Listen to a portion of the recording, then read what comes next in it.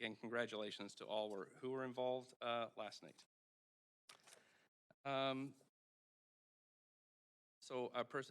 Pursuant to Section 164, 1(2) of the Vancouver Charter, public notice is hereby given that Council will give consideration to amend Procedure Bylaw number 12577 at the Council meeting on October 5th, 2021. Now we'll move to our first voting item, which is in camera.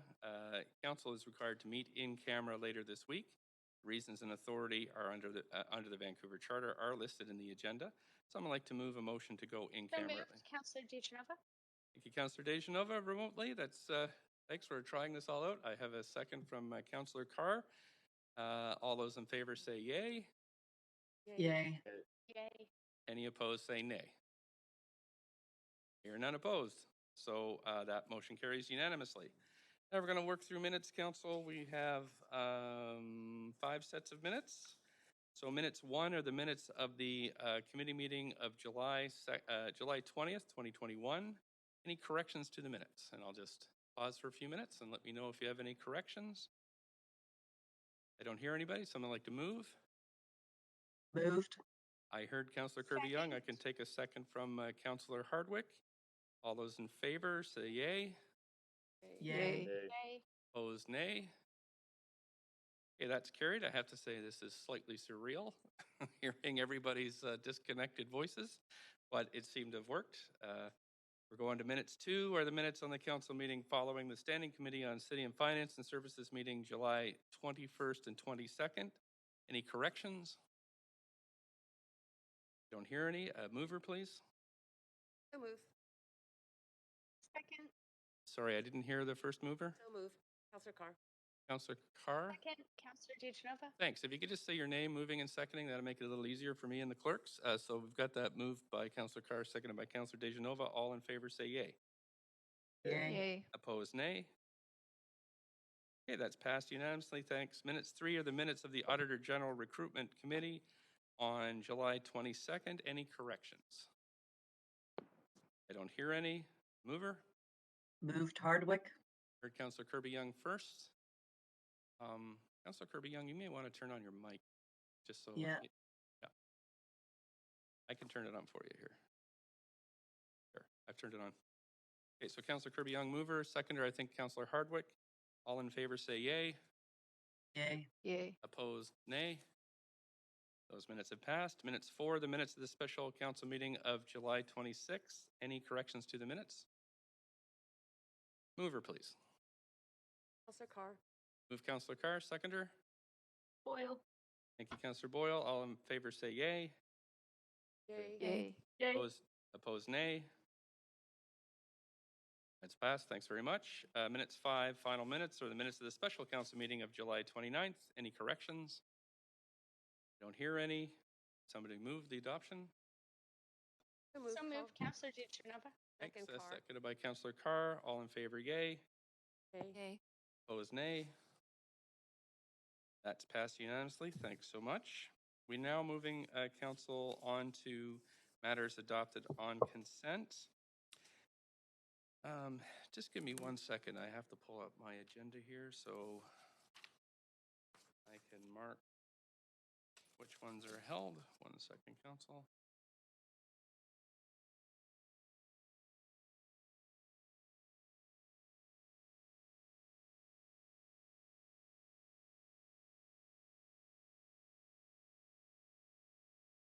It's going to take me 1 second, council, to pull up. Forgot to print off an agenda.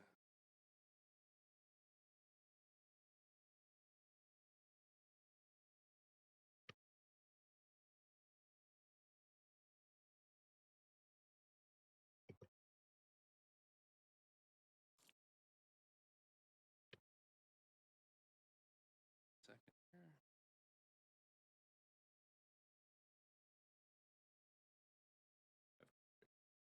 Okay.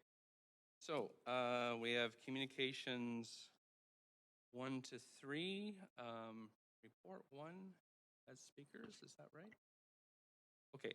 So it's communications 1, 2, and 3. Report 2, referral reports 1 through to 7 On the consent agenda, Report 8 has been withdrawn and is scheduled as item 1B on the Standing Committee on Policy Strategic Priorities meeting that's taking place tomorrow. So I'll now, Councillor Kirby-Young, did you have one you wanted to hold? Yeah, just clarifying, did I hear you say that Report 1 amendments to procedure bylaw has speakers? Yeah, one speaker. Okay, thank you. Okay. Councillor Swanson? I wanted to hold the meeting schedule, Okay. report 3, I think it is. Looking here. That is communication number 2. Is it the meeting? Did you want the meeting schedule for this? The second one. Number 3, the second one. Number 3. Okay, so we're holding communication number 3. Okay. So we can now adopt the rest in a single vote. So does any member, let's see, done that? Anybody wish to declare a conflict of interest? Any of these items? No? Okay, so we have a mover. Counselor Carr. So moved. Counselor DeGenova. Okay, I've got Councillor Carr moved, seconded by Councillor DeGenova. All in favor say yay. Yay. Opposed, nay. Okay, great. Now I'm just going to read through the list. So we have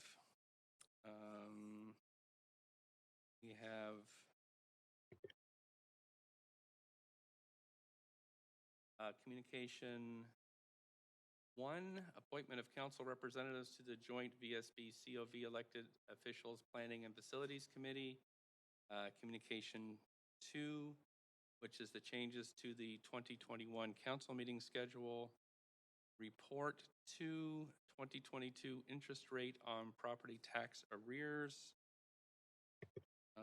We're moving to referral reports 1, pilot regulatory changes to support commercial renovations and small business.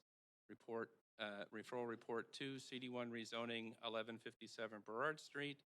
Referral report 3, CD1 rezoning 1450 West Georgia Street. Referral report 4, CD1 rezoning 427 to 477 West 49th Avenue. Referral report 5, rezoning 328 to 360 West 2nd Avenue. Referral report 6, CD1 text amendment on McKenna Drive. Referral report 7, the CD1 rezoning on 4575 Granville Street. And that takes us through that. And we do have, we'll go through the presentation first, and then we'll go through the held items. So we have the presentation today is Permitting Modernization Task Force Update. We have Andrea Law, the General Manager, Development, Buildings, and Licensing on the line to present the item. And then after the presentation, Council, you can ask questions. So move ahead with the presentation. Mayor Stewart, it's Paul Mokry here, City Manager. If I may, just a few opening comments before turning it over to Andrea Law and Jesse Goranson, who are going to be speaking to the presentation. First of all, just to confirm the context for this update for you today, this is flowing, of course, out of the direction that Council has provided very clear direction to staff to prioritize the resolution of some of the issues, real challenges that we've been facing in our permit and licensing processes. Some of those are historic, some have been exacerbated through the pandemic. We did, as you recall, Council, in June, come to you with an initial presentation on this. At that time, you approved a number of bylaw changes to streamline processing of permits, primarily for housing. We're going to give you an update today on the status of those various regulatory changes. The team's also going to walk through a number of other operational changes that we've made to streamline these processes. There is an additional set of changes to the zoning development bylaw, building bylaw, and parking bylaw, which you have now just on the consent agenda voted to refer to public hearing. So we'll be able to describe those in more detail, obviously, at the public hearing and address any questions at a time. But thank you for referring those. That's another important step.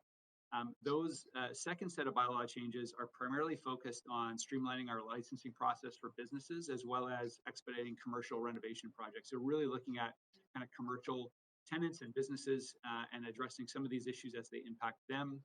and then just generally our economy more broadly. So again, happy to address any further specifics of those at the public hearing when those bylaw changes come forward for consideration.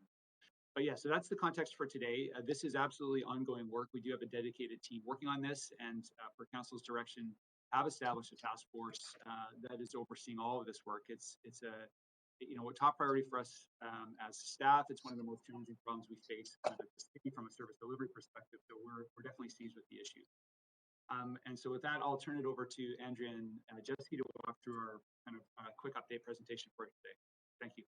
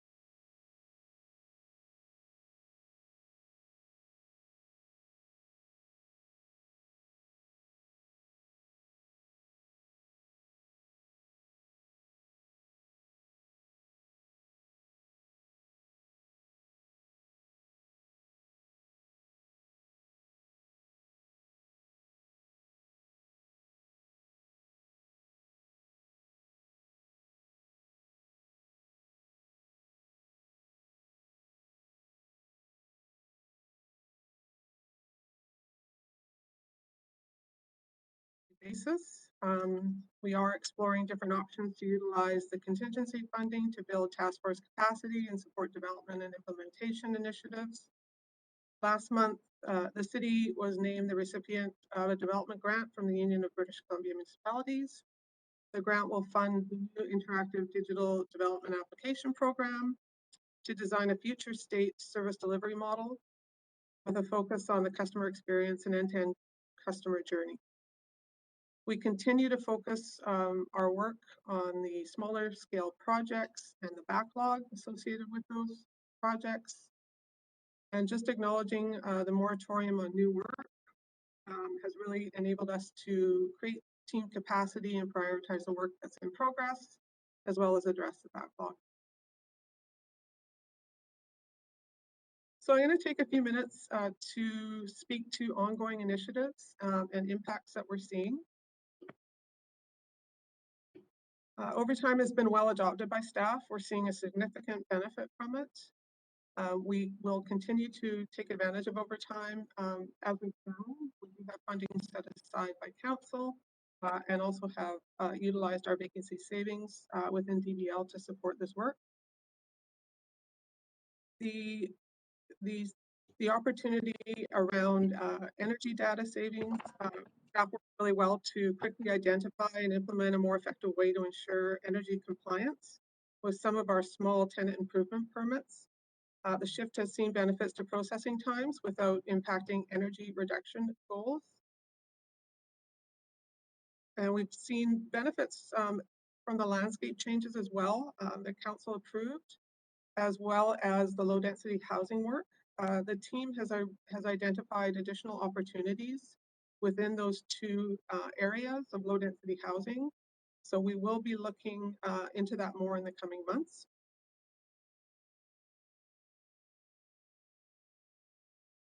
So speaking to some operational initiatives that we've implemented since June, we now have a dedicated staff team reviewing standalone laneway homes. This has created a more simplified processing stream to get these permits issued more quickly.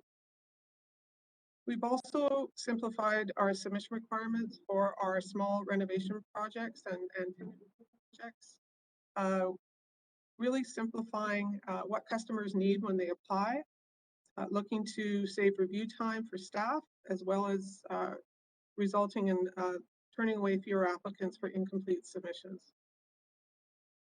The field review permitting process has been a successful program for the city for many years. It's become more complex over the years with layers of additional internal reviews. We're looking to shift more of the review to the inspectors in the field, which can save applicants significant amount of time and frees up our processing staff to focus on more complex applications. So all of that work is currently underway. Other operational initiatives that are underway, digitization has resulted in 7 of our 8 permit types becoming fully electronic and operating on the ePlan platform. A sprinkler review process permit, this was something that was identified as a problematic process. We have engaged an external consultant who has now completed that review on the process. We have received recommendations and will be engaging with industry who participated in this process review in October. We also opened up the Services Center on September 7th. This was opened with an appointment-based model to really try to support our small businesses who are struggling to get business licenses issued, as well as customers who are working through complex permitting issues. We also identified a need to help our customers who are struggling with our digital processes. So we have allowed customers to come in an appointment basis to work through some of these issues with us. A little bit more on the business licensing piece. So we've seen more than an 80% reduction in licensing email volumes since March, as well as a 50% reduction in open license applications. Staffing up on this team, as well as overtime, has really helped to address some of the licensing backlogs we've been experiencing. We're also going to be moving licensing to an online web form to better support customers. And this is, we're aiming for the renewal season will begin in Q4 of this year. There's also policy changes in the referral report for council's consideration later today that are expected to help further with the license backlogs. I talked a bit about our field review process. This permitting process represents our highest volume permit type and our transactional BPs for the most part. We began to see a real shift to increased issuance over applications in June. This is largely a result of overtime, the ability to onboard and train staff quickly, and a shift in our processes for energy data collection, which council approved in June and I spoke to.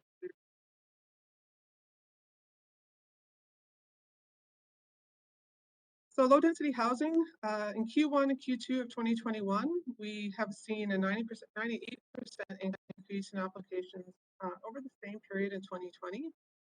Our housing review branch, and they process most of our outright single family dwellings and laneway houses, experienced a significant staffing shortage over the summer. We had 11 of 13 positions vacant at the time. We have now fully staffed and trained up the team. So we'll be continuing to focus on operational changes in Q4 and expect to see ongoing improvements with the new laneway process.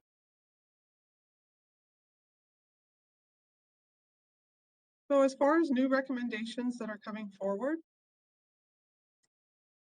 Initial set of recommendation regulatory changes presented to council in June were primarily focused on expediting housing permits. We have been working for some time on opportunities to streamline commercial renovations and business licensing, as I alluded to earlier. The referral report piloting regulatory changes to support commercial renovations and small business is for consideration by council on today's agenda.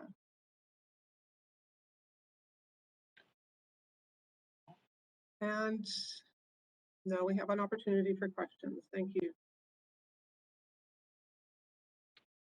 Thanks so much. We do have folks on the queue for questions. I'll go to Councillor DeGenova first. Councillor DeGenova, up to 5 minutes. Please go ahead. Thanks very much. I'm just wondering if this update also incorporates, is this just specifically referencing the task force, or is the task force also incorporating some of council's direction on permitting since the beginning of this term? Because I know that there were several motions. One of those motions was a motion that I had put forward, and that looked at actually bringing back numbers on how this affects affordability right now. So it was specifically housing affordability, but I suppose for small business also, understanding that we hear from the community all the way trickling down to renters, to those who are trying to get projects and approvals through. I'm wondering if there's any metrics that you might be able to share with us on that side of it also, so that we can better understand sort of where we're at and measure our successes.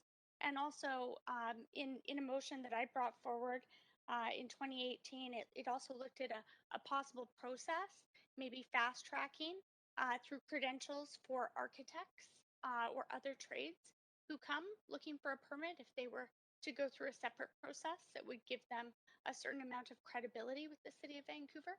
Just wondered if you could comment a little bit on that and where that work is at. Yeah, thank you very much for the question, Councillor.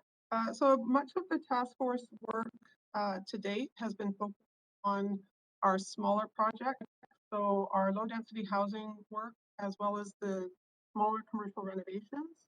And that was the focus of the motion and direction. We do acknowledge a lot of work needs to be done in broader areas. So we'll be looking to that in the coming months. With respect to industry engagement, we have looked at, we have primarily exhausted, I believe, what we would consider our quick wins with the work that the task force has done.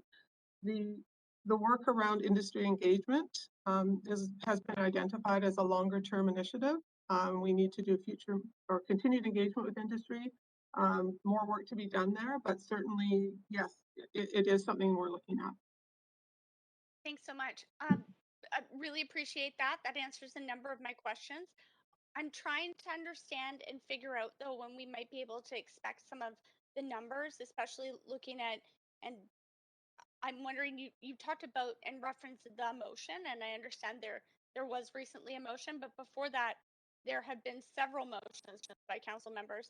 And one of the pieces that I feel very strongly could help to move forward our backlog is one direction that suggested that staff explore and consider a program to fast track the development and building permits process following project approvals for architects and builders submitting applications to the City of Vancouver.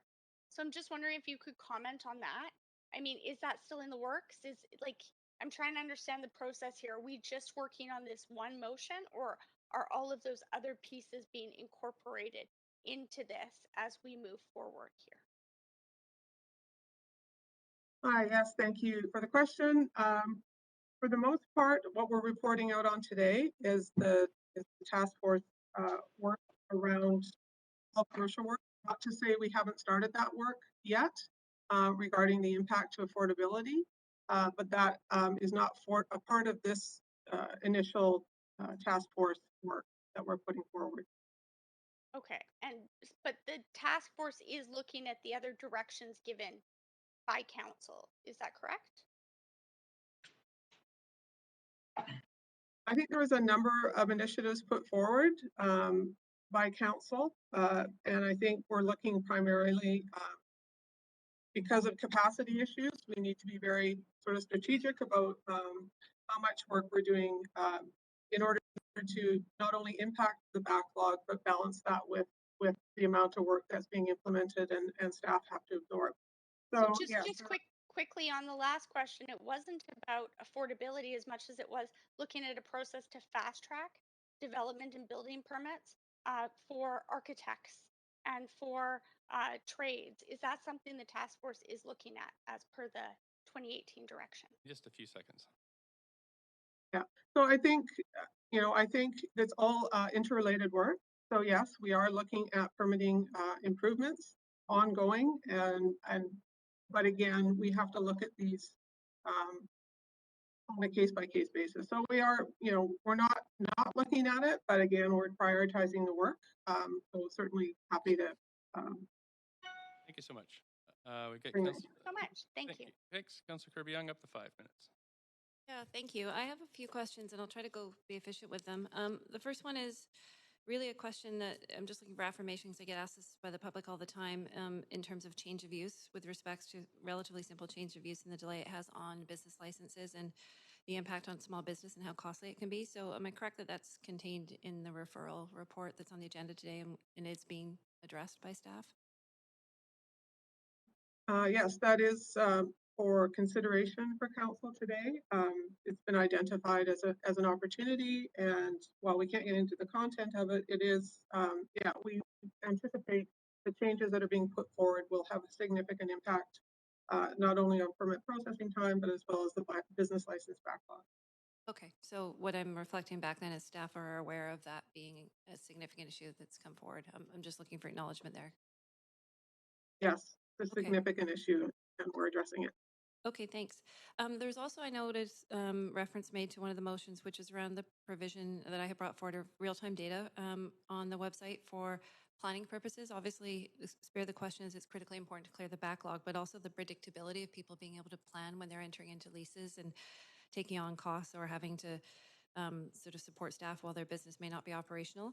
So I noticed that you said that was coming soon and that average wait times are on there now, but the average wait times can differ quite a bit is what I hear from sort of where we are at a moment in time. So when do you expect that we might be able to have that information more readily available on the website? Yeah, and thank you for the question. Yes, this is an initiative that was put forward, obviously, as part of, we will be bringing a memo council in October with information that looks at that in more detail, as well as looking at the overall transformation roadmap that we've committed to providing for council. But yes, staff have been looking at opportunities for improving information that's available on the website. So that will be coming in. Okay, but we don't have a sense of timing at this point. I believe the date is October 21st.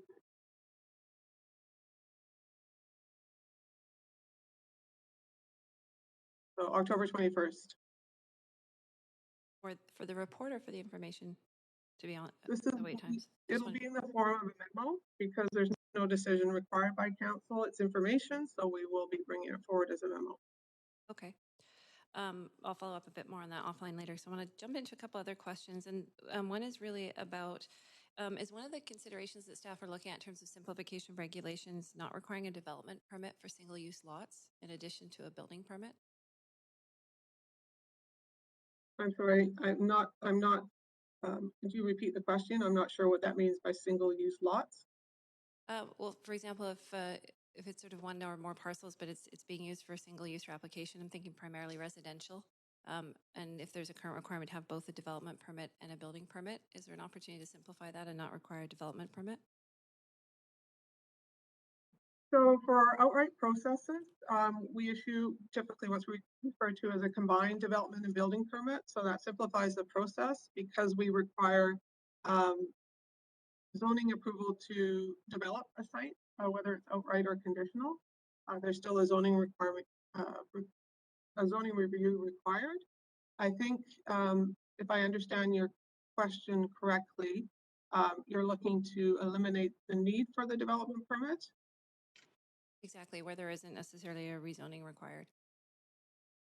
Yeah, so that would require significant bylaw changes to the zoning bylaw, because we do require that now, but we do offer a simplified service. So it's a combined permit we're issuing to allow the development in the building to happen at the same time.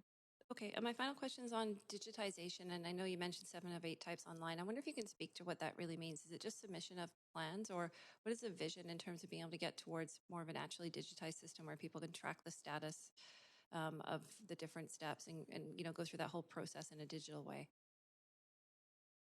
Yeah, so again, we'll be bringing that forward in a memo to council in October that really outlines the digital transformation program. I think there's a number of initiatives, including obviously the digital submission and approval of plans, which is happening now with 7 of 8 permits. We're also looking at designing customer-centric and digital data-driven permitting and licensing services across the department and supporting departments. We're looking for predictable and efficient customer experiences for both for staff as well. We're looking at improving the adoption of certain underutilized features of DVL's current technology by staff and customers. That includes Amanda and Posse platforms, as well as a framework for measuring impact of change in business performance across customers, staff, channels, service levels, and looking at digital and self-serve channels, including 311, which we have been utilizing coming out of the pandemic for customer journeys that balance customer experiences, as well as service delivery efficiency. So there's a number of initiatives that are included in that, as well as the other initiatives cross-departmental, such as reg redesign and the development process review, which we're trying to incorporate into one overall overarching initiative. Thanks so much. Councillor Carr, up to 5. Great, thanks, Mayor. Just to continue on the line that Councillor Kirby-Yung had started around digitization, I'm really interested in the impact of reopening the services center, so for in-person appointments. I don't know how many people have used it, but they would be interested in that. And the relevance of opening it, like what can be done at that services center desk that is better, easier, faster to do than the online? Yes, thank you for the question. We are really hoping to continue to move forward with our digital platform. So in terms of the future opening of the services center, we see it really operating just as that, as a service center to help people who are struggling with our digital programs, who may need assistance. We recognize that not everybody is able to utilize a digital platform, so we want to be able to serve those customers. It's been interesting. Since we opened in September, we anticipated a large number of people wanting to come in and take advantage of our appointment system. We haven't seen that uptake, so it has been an interesting result. We can certainly get you the data on that as we continue on with this appointment system. But I think we're trying to look at this sort of as an opportunity to understand what is the demand, what do people want to come and see us for, how can we continue to improve that digital journey and experience to keep moving forward with that platform. Okay, that's interesting. Yeah, and further reports, I'm sure we're going to hear whether the uptake is there or not. But appreciate that and knowing that, because that is always it's always interesting to see the lineups, or was when that was open all the time. The staffing shortage, 11 out of 13 positions vacant over the summer. I'm just wondering if we need as council to know really if there's a systemic problem around that, or an unusual circumstance, if it's because of COVID. If you could just explain that a little more, I appreciate it. Sure, yeah, I mean, we did go through quite a significant amount of vacancies coming out of COVID. I think as a department, DBL does much of its recruitment internally. So, which is great because we have a significant amount of retention of staff, but we also have a significant amount of movement. So the low density team, they're coming in entry-level positions in the department, coming and looking for opportunities within the department to stay. So there's a natural progression to different positions, primary reviewing positions. So we see a lot of movement internally. We try to manage that strategically as we can, noting that it does leave a gap. So yeah, we have a fairly robust training and onboarding program to help support that. Okay, that sounds good. A third question, I noticed in one of the slides in your presentation, an 82% reduction in unread licensing emails. I couldn't quite get the number. It looked like it was around 500 that were still unread. So what's your time lag in terms of getting to the ones that are unread? Like how long do they remain unread for? So we have a number of strategies. We're anticipating being fully caught up in the licensing backlog, ideally in time for the renewal season, which is an annual renewal, which hits us pretty hard beginning in November, December. So our goal is to get caught up with the backlog as much as possible before the renewal season begins. And we have with the move to a web form, we're anticipating better being able to manage the streams as of November. So yeah, we can't say specifically when that will be, but we're aiming for renewal season starting at the end of November. Sounds like a good goal. Thank you for all your work and for the work of your staff in that area. I know it's been quite stressful and a lot of pressure there, so a lot of permits. So thank you. Thank you, Councillor Carr. And thanks for reminding us to stand in chambers. It's been 18 months since we've done this. So, and councillors that are participating remotely, don't feel like you have to stand. We can waive it for this time through. I'm going to go on to Councillor Wiebe now for up to 5 minutes. Well, one other thing before I start. One innovation here in chambers is that now council speaking timers are starting automatically. Just so you know, as soon as I cue you up, the timer starts. So that should help us all chair more efficiently. So thanks to clerks for that and other innovations. And Councillor Wiebe, now please go ahead. Thank you very much. Most of my questions were asked. I'm really looking forward to the October 21st roadmap and report back. My first question is, there's been a lot of change and restructuring in your department. Where do you see that in the next kind of couple months? Do you feel like you've gotten to a place that it's stabilized? Do you think that there's still some momentum and changes that need to be made for you to feel comfortable that you have the team that can make sure that you can kind of do this important work? Because it's been pretty amazing to watch over the last 6 months, all the restructuring and what's going on to be able to tackle this problem.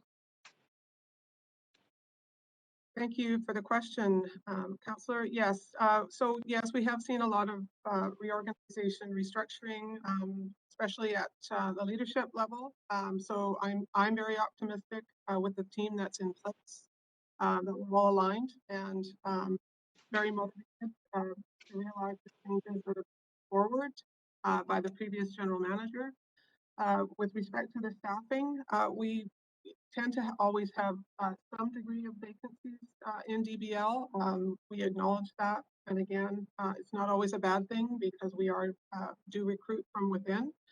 We also have a fairly robust training program that we've established over the years to address that and make sure we're onboarding and training on an ongoing basis. We know there's going to be movement, so we want to anticipate that. But yes, this is as stable as we've seen sort of staffing levels since COVID. So we're optimistic that we're going to be able to move forward and really address the backlog. Thank you. That's great to hear, and the work that's coming out of your department is fantastic. My second question is kind of follow up on Kirby Young, and that is recognizing that we give people a certain amount of weeks that we expect a permit to be delivered in. Do you know how many we hit that target? And is that something that will be coming back as part of the October 21st report back? Is we normally give a timeline of 2 weeks for this permit or 14 weeks for this permit, and 80% of the time we deliver it. Like, is that the type of metrics that we can start to provide the residents of Vancouver? Because I think people want to hear how successful we are doing in this reform and redesign and modernization. And so it'd be interesting to know when we can start seeing those numbers, and so that we can really tell the public about the great work happening at your department. Yes, thanks for the question. And yes, it is information we are looking to provide. It is complex. Permitting, we have many different permitting streams. Some are obviously simpler than others and easier to predict the timelines through the process. Others rely on interdepartmental reviews, which are more complex as we need to work with our partners in engineering and planning and ACC and RAFM to ensure our timelines and processes are met and service levels, expected service levels are met. So it is a complex process and it is cross-departmental. With our smaller scale work that we're focused on now, that's a little bit easier to do. But again, we always recognize that it is a partnership. We rely on our applicants to also maintain service levels and expectations if we're looking for additional information from them, which is often hard to do. So it is a partnership, but yes, we anticipate being able to provide more accurate data moving forward. Okay, and talking about the interdepartment and the complexity of some of our permits and licensing, I know there was talk about moving towards concierge or a one person that would be kind of put to a file. So a small business or someone doing a renovation would have one key point person that would be their person throughout the process to help kind of reduce the amount of touch points with the city and try to streamline the process as much as possible. Is that happening? And if not, what would that look like, or what does it look like now? So we do have what we call project facilitators, which are the single point of contact in DBL for major projects. They do serve a very valuable function for industry as well as for staff, as sort of being that coordinator, that single point of contact for our more complex major development projects and controversial projects. For less complex projects, we rely on the project coordinator. That position sits in DBL, and they're responsible for, again, working with the applicant to ensure submission requirements are maintained or are submitted, as well as the supporting departments in terms of timelines and service levels and specific dates in the process that need to be maintained. So we do have that model. It's not always successful with the smaller projects, but with the larger projects, yes, we are seeing success there. Thanks so much, Councillor Dominato. Thanks, Mayor, and thanks, Andrea and team, for the updates. They're fantastic. Just a couple of quick questions stemming from the direction from Council around some of this work is just as this unfolds, and both with the digitization and some of the other work that your team's taking on, will there be more support for, I'm thinking more the smaller builders and individual kind of homeowners or who are doing work renovations, as well as those small business owners who are applying for business licenses in terms of system navigation? Because that's one of the things I've heard. Obviously, some of the bigger developers have whole teams, and as you note, there's the certified professionals, but I think for some, individuals are undertaking kind of home renos on the home side of this equation, and then also the small business owners who are applying for business licenses. And I think sometimes there's confusion around what are the steps involved, and I'm just wondering if that's part of the work that you envision coming forward. Thanks for the question. Yeah, so this is largely the work that we've identified that will benefit from the DAPR funding from the province. We're looking at an opportunity to really sort of digitize the customer journey in a way that we don't actually see on our website now. We have a very content heavy website not user-friendly. So there's a real untapped opportunity there to digitize that customer experience, let them choose their journey, whatever that is, whether it's doing a housing renovation or looking to open up a business. And that's the plan with that funding, is to begin that process and build on it from there. Okay, that's great. And then my second question, interconnected to this, is are we working with our 311 team around sort of, as we're making systems changes, structural and otherwise process changes, of working with 311? Because often, again, my experience in dealing with residents and business owners is that as a default, they may contact 311 for information, and there's a triage. They may be given a department number to contact or follow up.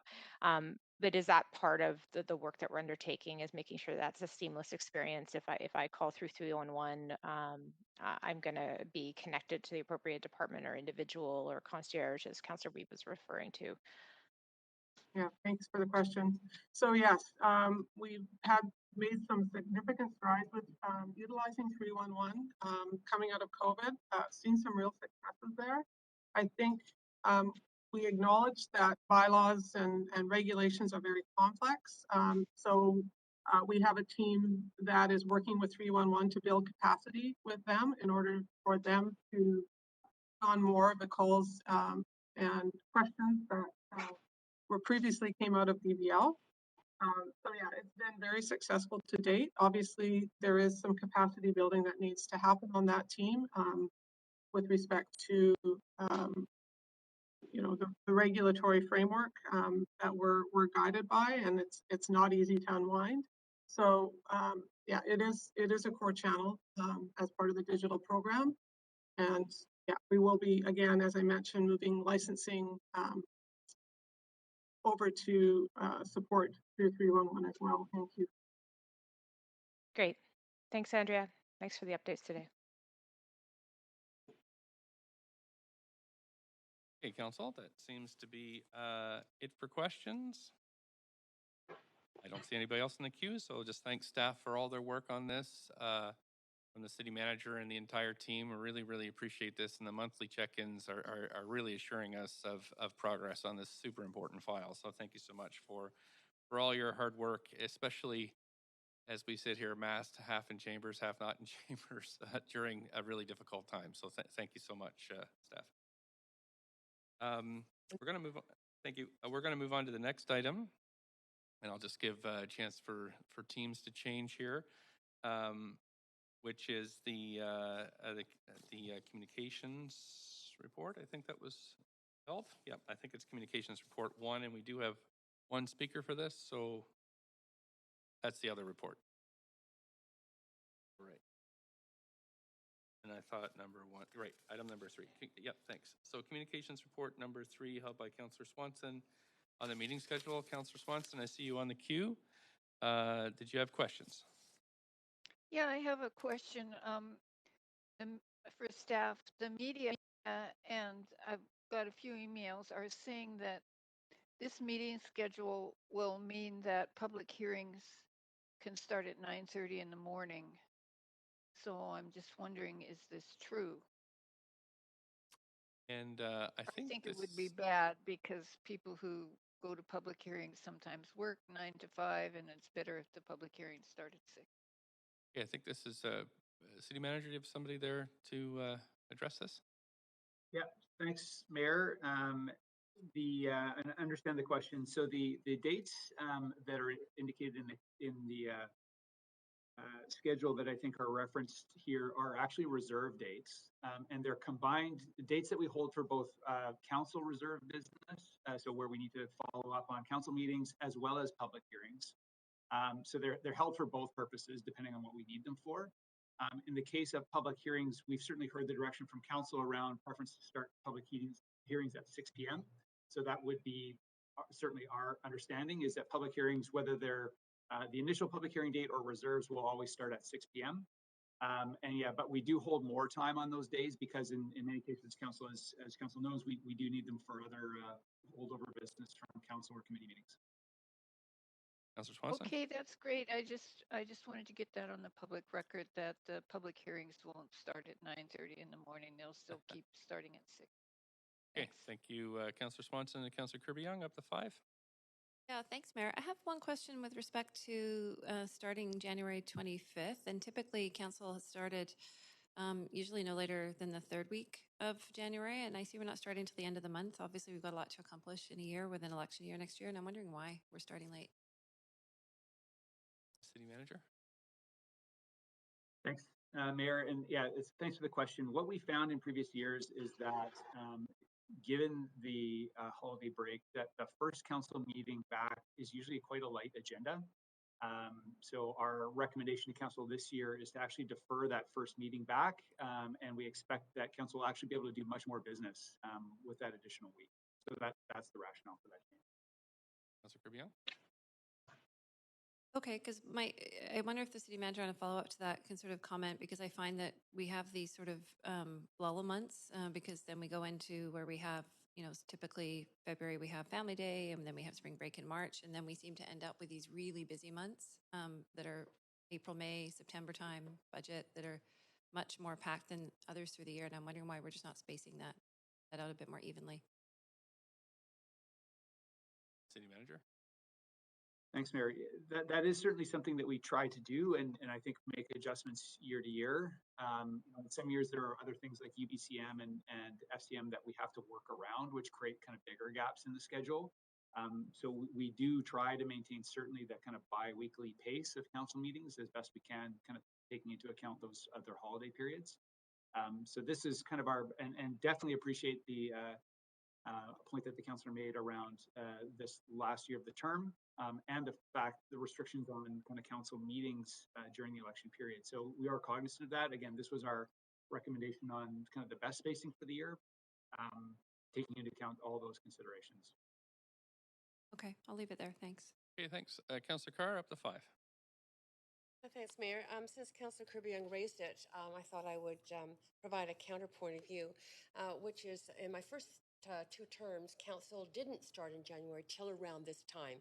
It wasn't the second week. It was usually a little later, the third week or so, and that's what this is. And personally, when we work the kind of hours at council that we do, the 12, 13-hour days, I really appreciate that extra time over that Christmas period. I think it's resuscitative, and so I'm fully in support of the scheduled start of council meetings in the new year as proposed in this memo. Thanks. I don't see anybody else on for questions. And so I just need somebody to move the motion. Thank you. Councillor Carr's moved. Do you have a seconder? Second, Councillor Deschanel.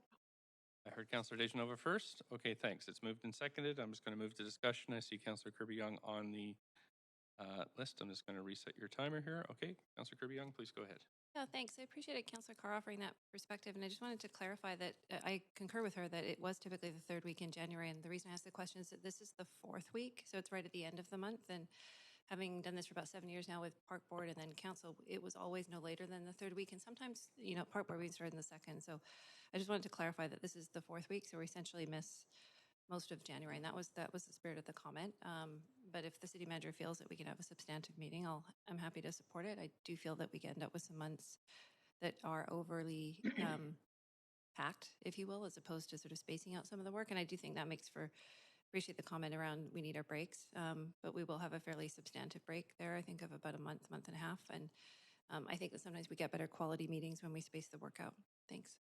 Okay, thank you. I don't see any other comments on or discussion on this item. So I will call a vote.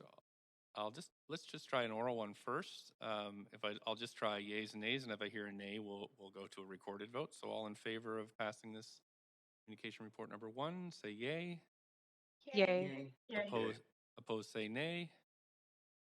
Thanks very much. That's passed unanimously. Okay. The next report that was held, I believe, clerks, is report number 1 that we have a speaker to, which is the procedure bylaw amendments. So this was held for speakers. I'm just trying to remember. Do we hear speakers first?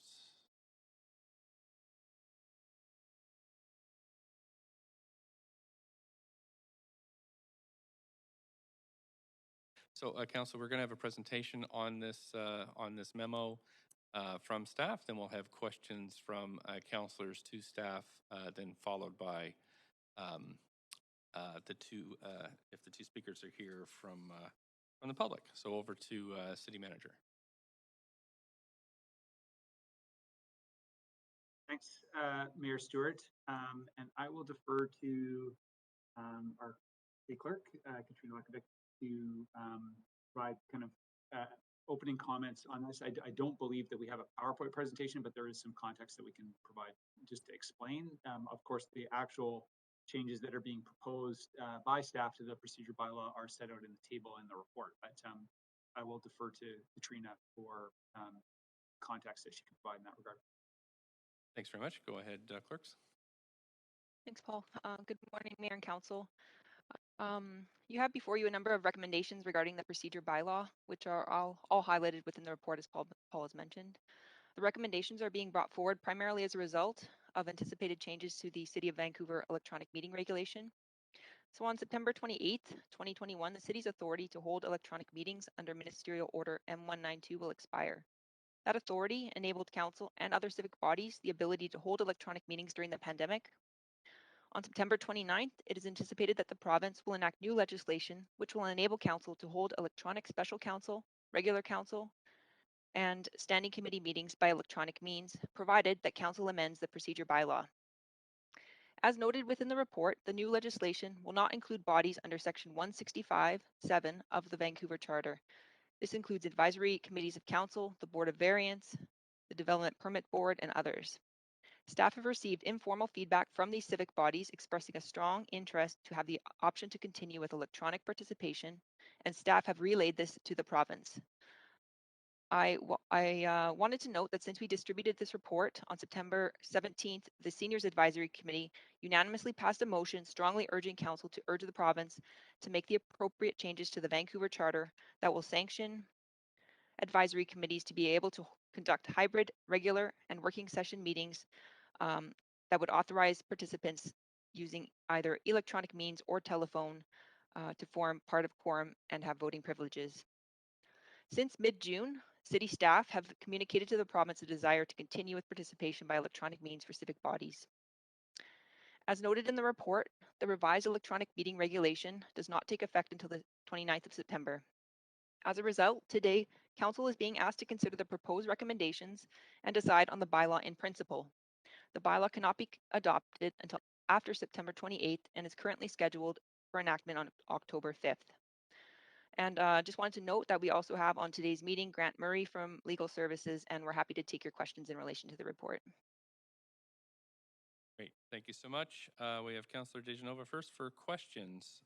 And again, we'll have, just to remind Council, because I totally forgot, we have a first round of questions, then we'll hear from speakers, and then we'll have the report moved and seconded, and then we enter in discussion. So these are questions for the clerk now for up to 5 minutes. Councillor Dejanova, please go ahead. I was actually going to move that we hear from the speakers first, Mayor Stewart, and that we Okay. then questions after. I find sometimes, if not, we have 2 rounds of questions. So just trying to expedite this here. Okay, sure. Do we have a seconder for that motion? Don't hear a seconder for that, Councillor Dejanova. So Second. I I did just hear a heard some- second from Yeah. Councillor Hardwick.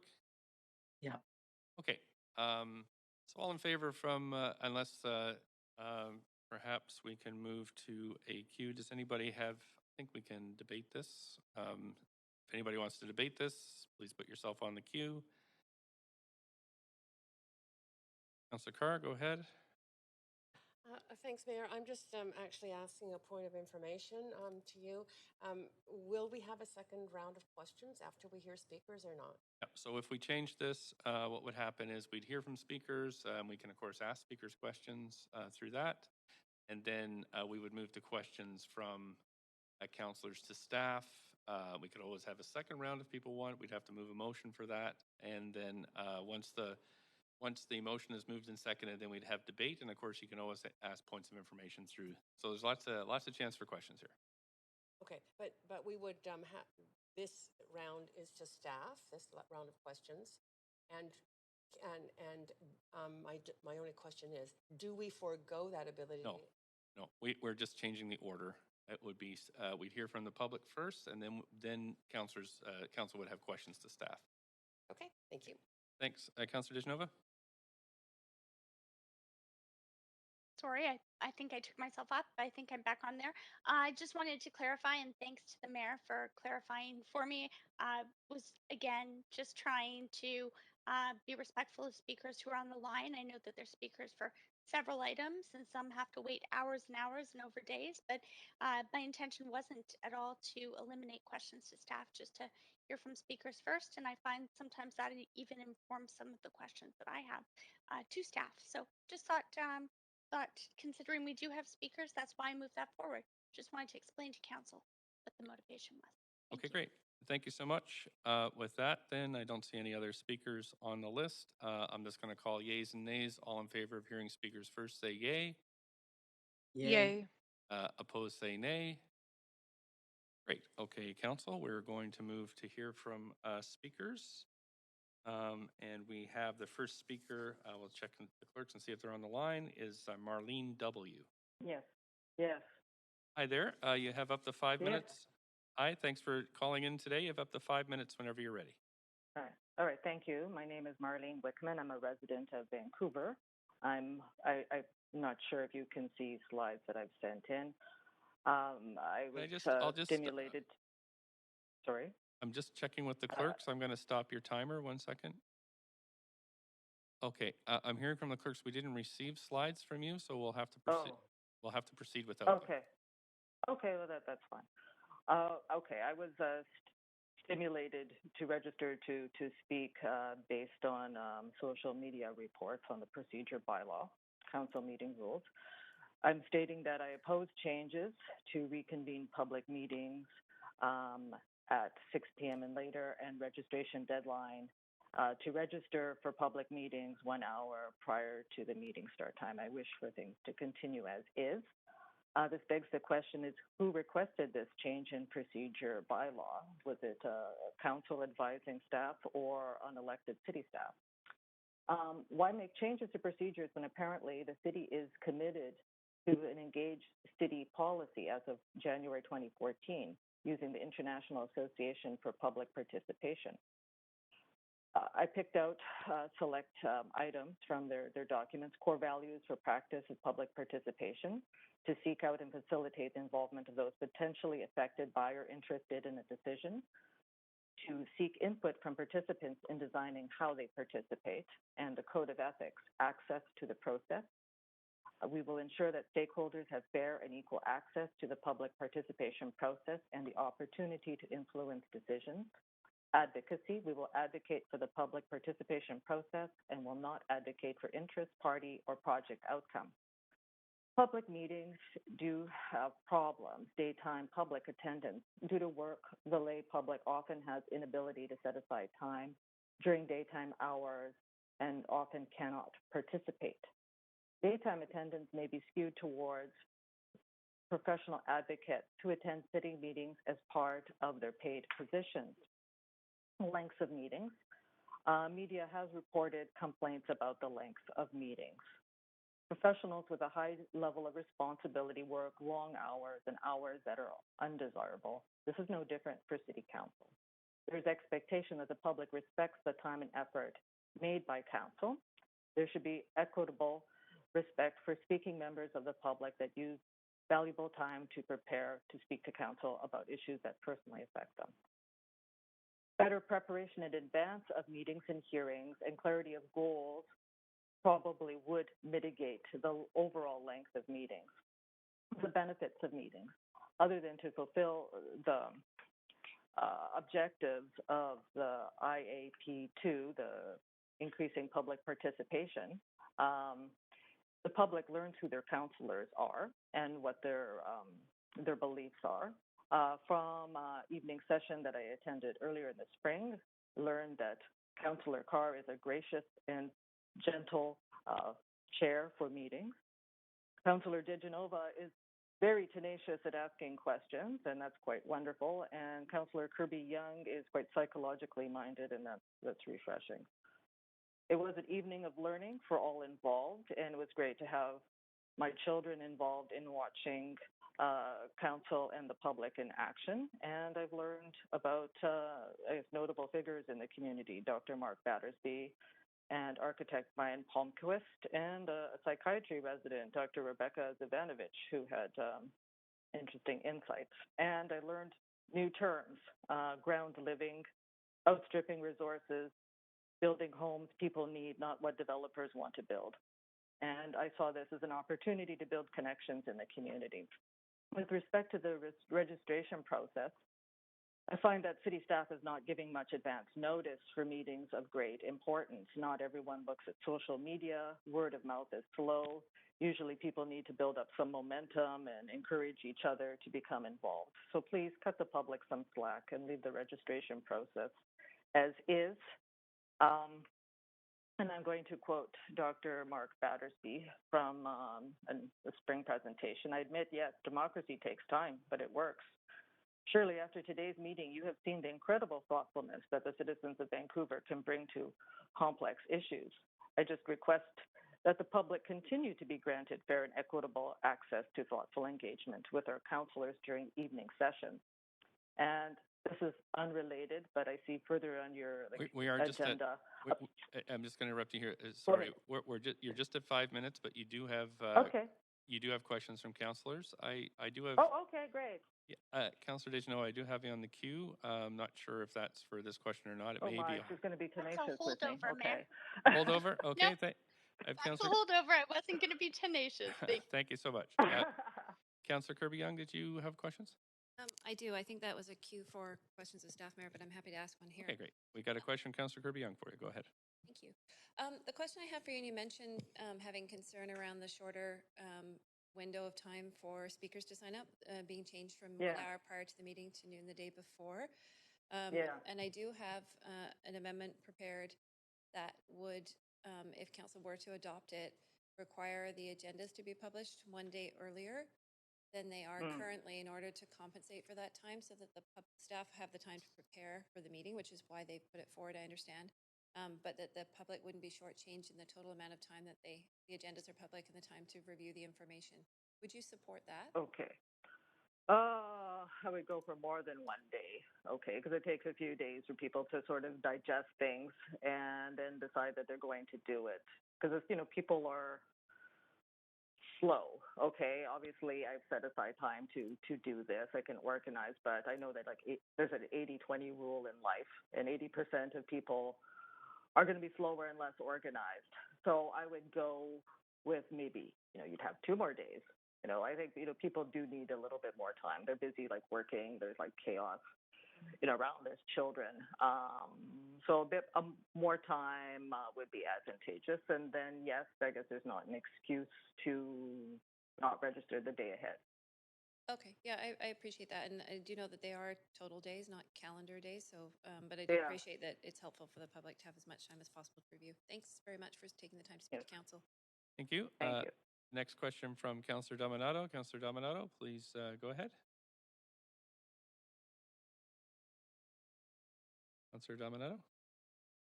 Hi, thanks, Mayor. I didn't put myself on the queue, so maybe that's a Okay, holdover sorry, I from- just, Yeah, yeah, thank just a you. holdover. Councillor Carr? Yes, thanks. And thank you so much for calling in. Really appreciate the detail you provided to us in response to this report. My question was actually going to be the same one that Councillor Kirby-Young asked. We have received a fair amount of interest in the public in the issue around registering to speak by noon the day before the meeting. Some people have suggested in the public that it might be easier to do that if maybe not just the whole agenda with all the reports published well in advance, but potentially even a week earlier, just the titles of the subject matter itself be Oh, released to the what's public. coming before. Okay. Yeah, it's coming before so that you have a heads up well, like Okay. a week in advance.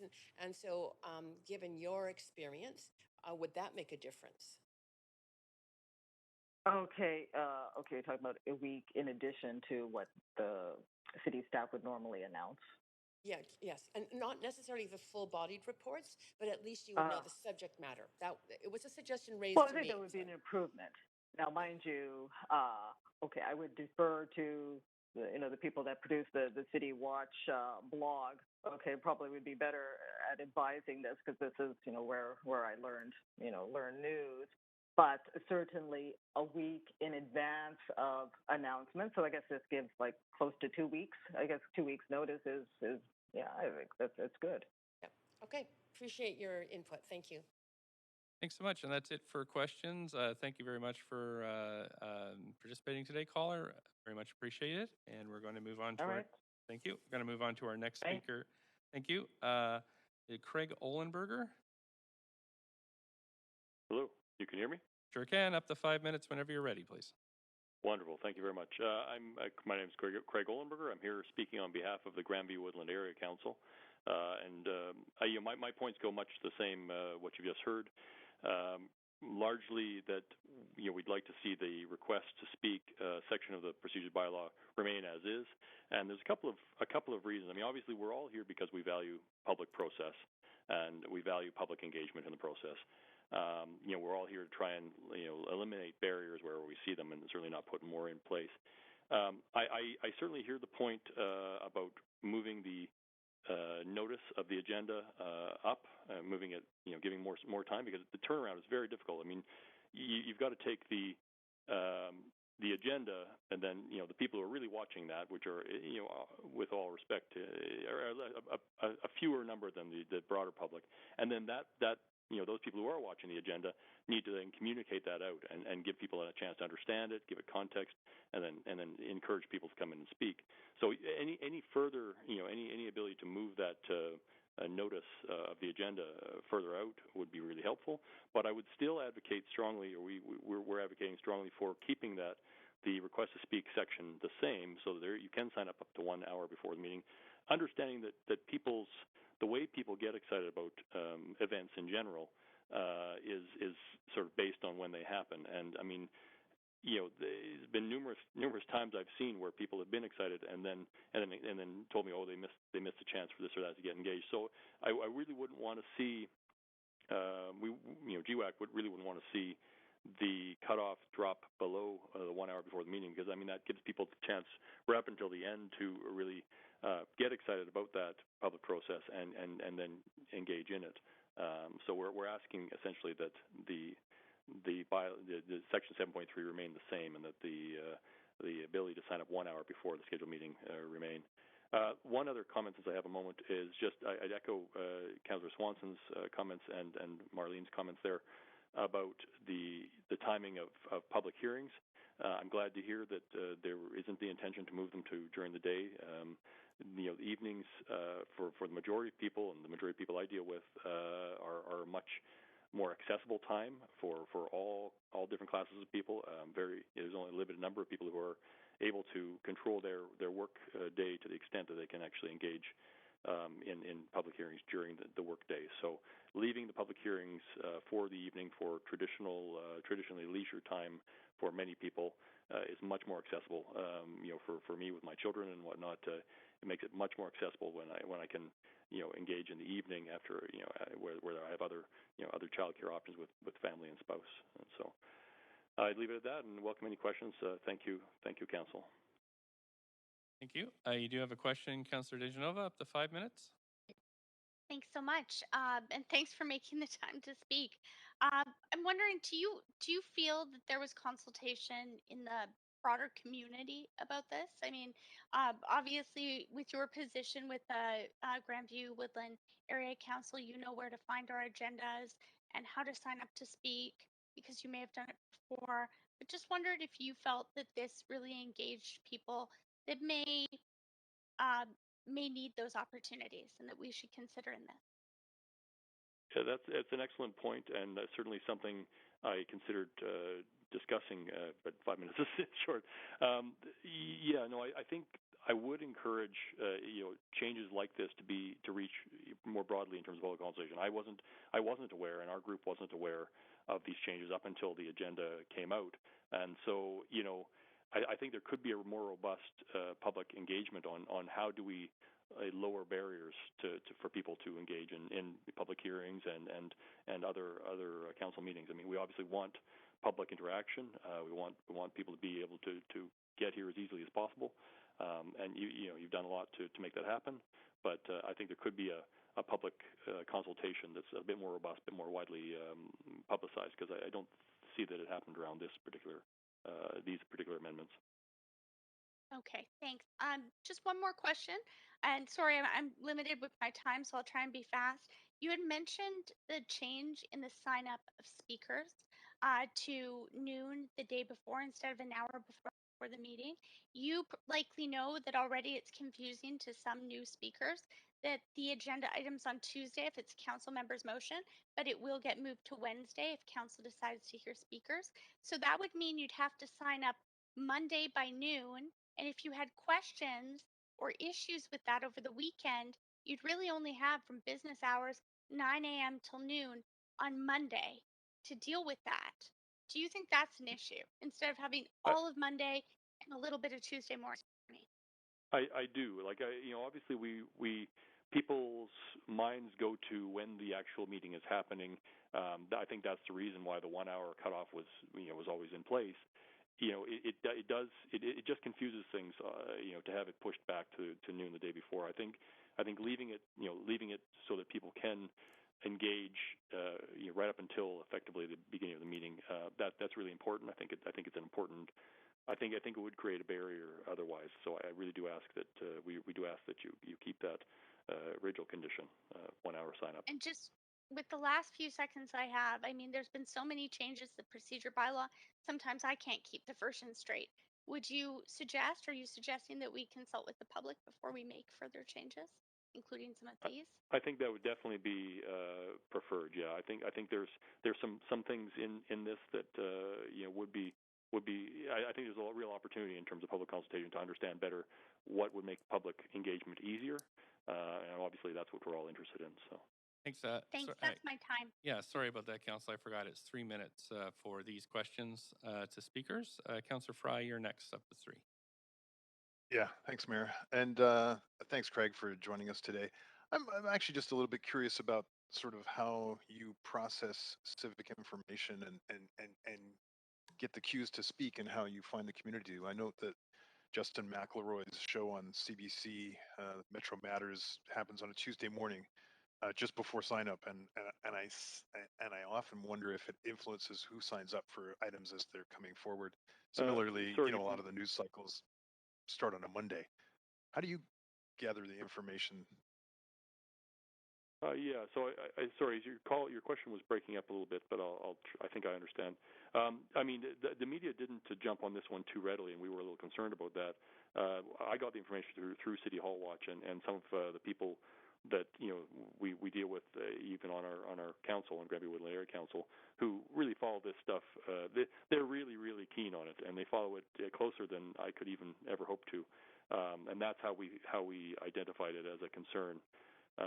It wasn't something. This one obviously changes the procedure bylaws a bit. It can be a touch esoteric, so it didn't light a flame in the media, but it did for some of our more involved folks, and they brought it forward, and we decided it was important to speak about. So I appreciate that, Craig. I was speaking more generally about just any item that would entice you to speak to council, and reflecting this proposed change to the day before for sign up rather than the morning of for sign up. Sorry, I can't hear you. Oh, I wasn't. I don't know what's going on with maybe your line signal. caller. We can hear the Councillor fine in chambers here, so I'm not sure if you're on a cell phone. It may be some bad reception. No, it's just a landline, strangely enough. Oh, weird. Okay, I don't know. But anyway. I'll just say that one more time, please. Yeah, Craig. I'm asking specifically about general issues that come before council and the impacts of shifting the sign up to speak to council to the day before rather than the morning of, and how media cycle might prompt folks to want to sign up to any number of issues, not specifically this procedure bylaw, but whatever, a proposed rezoning or new bylaw regulation or what have you. Yeah, I think that makes a really good point. That essentially the way media covers it, they're going to say that the meeting is on a certain date. So it's going to become a bit. It's a bit esoteric for people to know that it would be the cutoff is this point before noon. The media might say it, but it might get lost.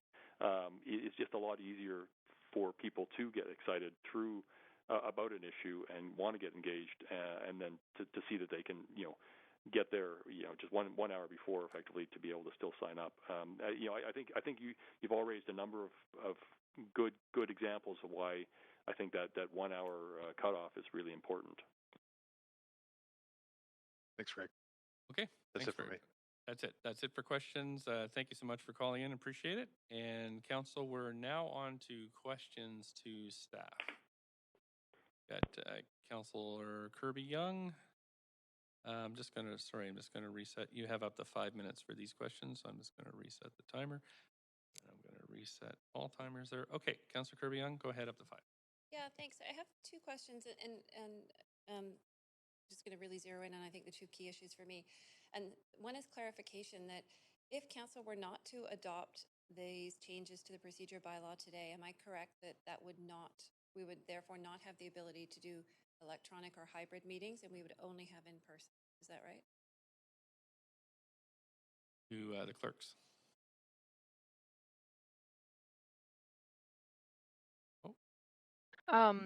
Councillor, under the current bylaw, council can hold special electronic meetings.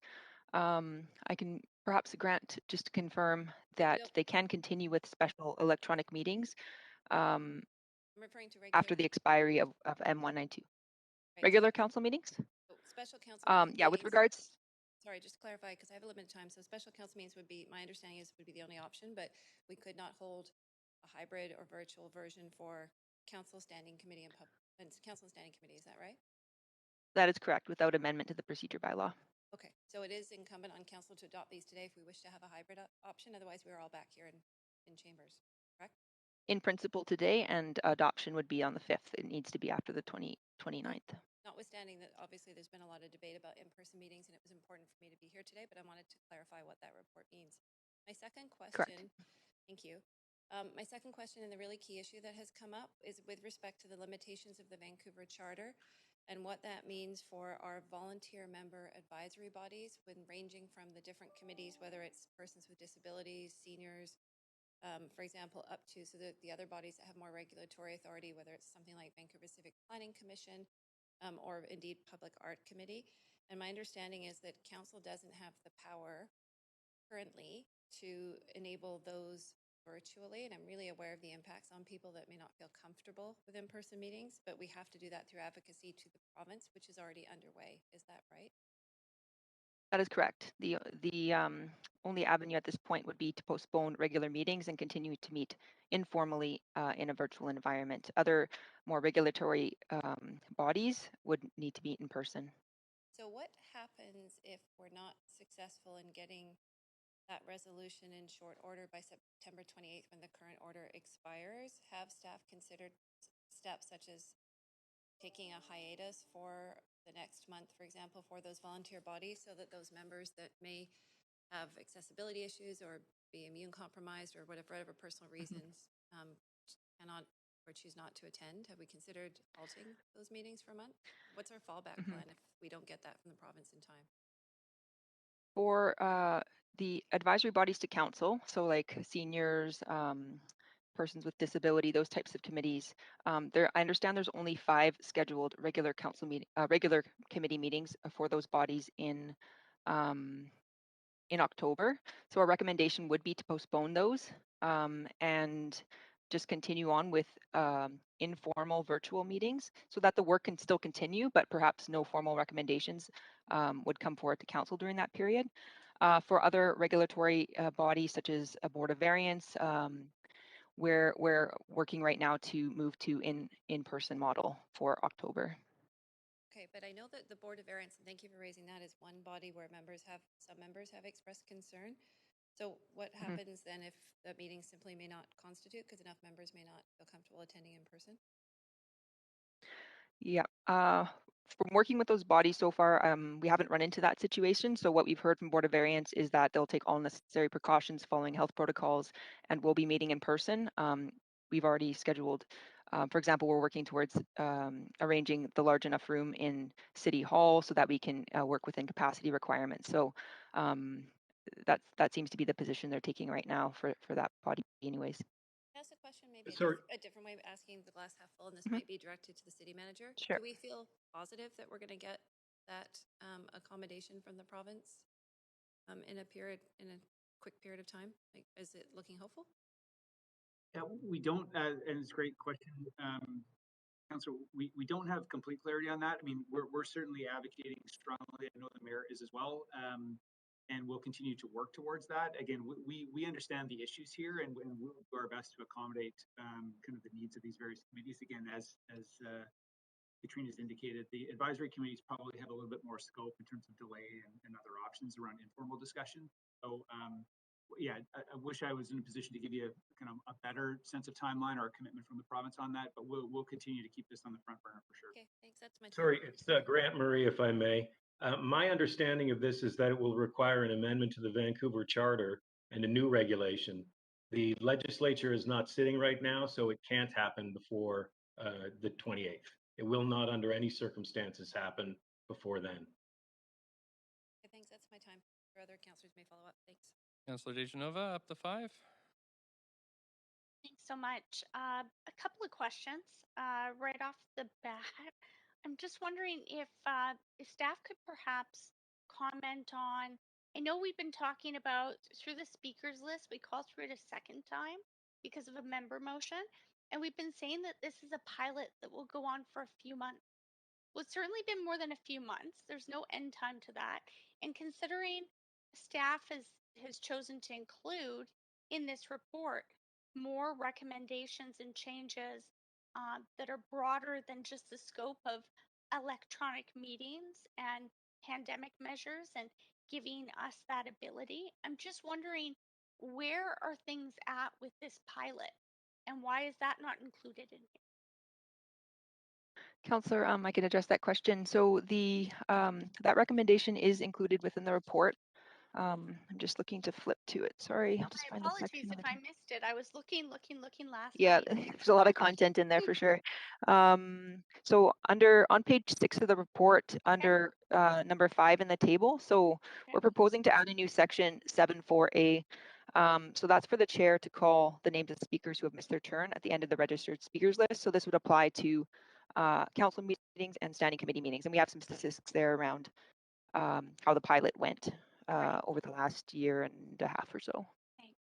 And then I'm just wondering, what kind of consultation have you done with the public on this? And specifically, looking at times for meetings to start, like the last speaker referenced. I know that there are a number of people that aren't even aware that this is probably coming forward, that often speak to council, and those that we're trying to encourage. I think each and every single council member I've heard wanted to make sure that we engage more people, even if it's not them speaking at council, them understanding what we're doing. So I'm just wondering how, and I understand that, want to know in my question how much work staff have in front of them, but what kind of engagement helped to inform this through the public's standpoint? Yeah, so in terms of that section around the speakers list and this report in general, we haven't formally done this surveys or anything like that to receive feedback. We've received informal feedback just around the process itself from those that came out to speak, and we just have the speakers data around the numbers of persons that this impacted, so the numbers of people that did come out to speak when they missed their turn. I just wanted to mention too, so in 2019, we did do a very, very several year robust public consultation around the procedure bylaw.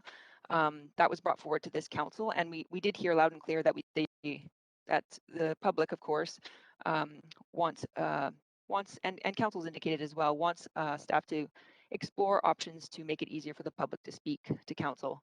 And that's where we've included also things like the translation section, for example, so expanding the time for speakers for translation. I appreciate that. I'm just wondering though, how can we be sure if we don't want to have so many changes and change it again and change it again, try and do these groups of changes at once so that it's easier for the public to understand. It's not, oh, we changed that last month. Yes, it was this way this meeting. It's not anymore. Just wondering, why we wouldn't just be considering the recommendations we need now, Mhm. moving out of the ministerial order in the provincial state of emergency to allow us to meet if we need to.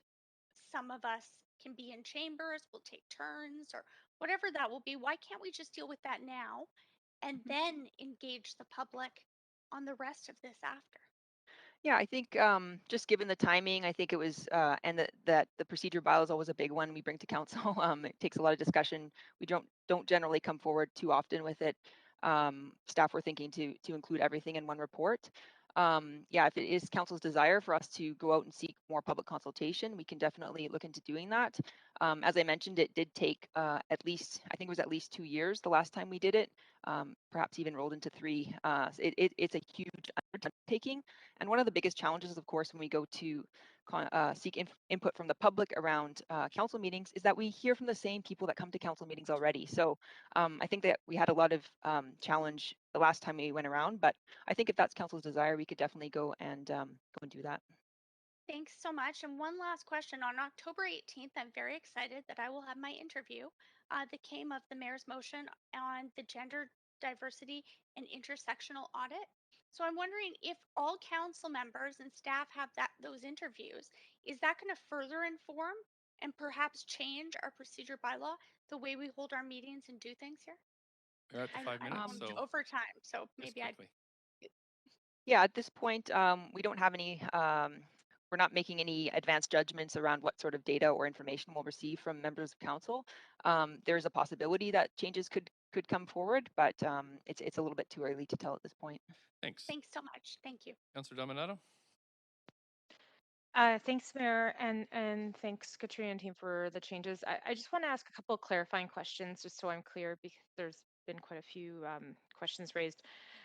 Just in the context of the proposed changes, if they're adopted today, it will enable council to have regular meetings and standing committees electronically fully, or even as a hybrid going forward, similar to what Metro Vancouver is doing now as a board. Some directors are going in person, some are participating online, and that has sort of been the practice for the last 18 months. Is that correct? I've understood the changes correctly?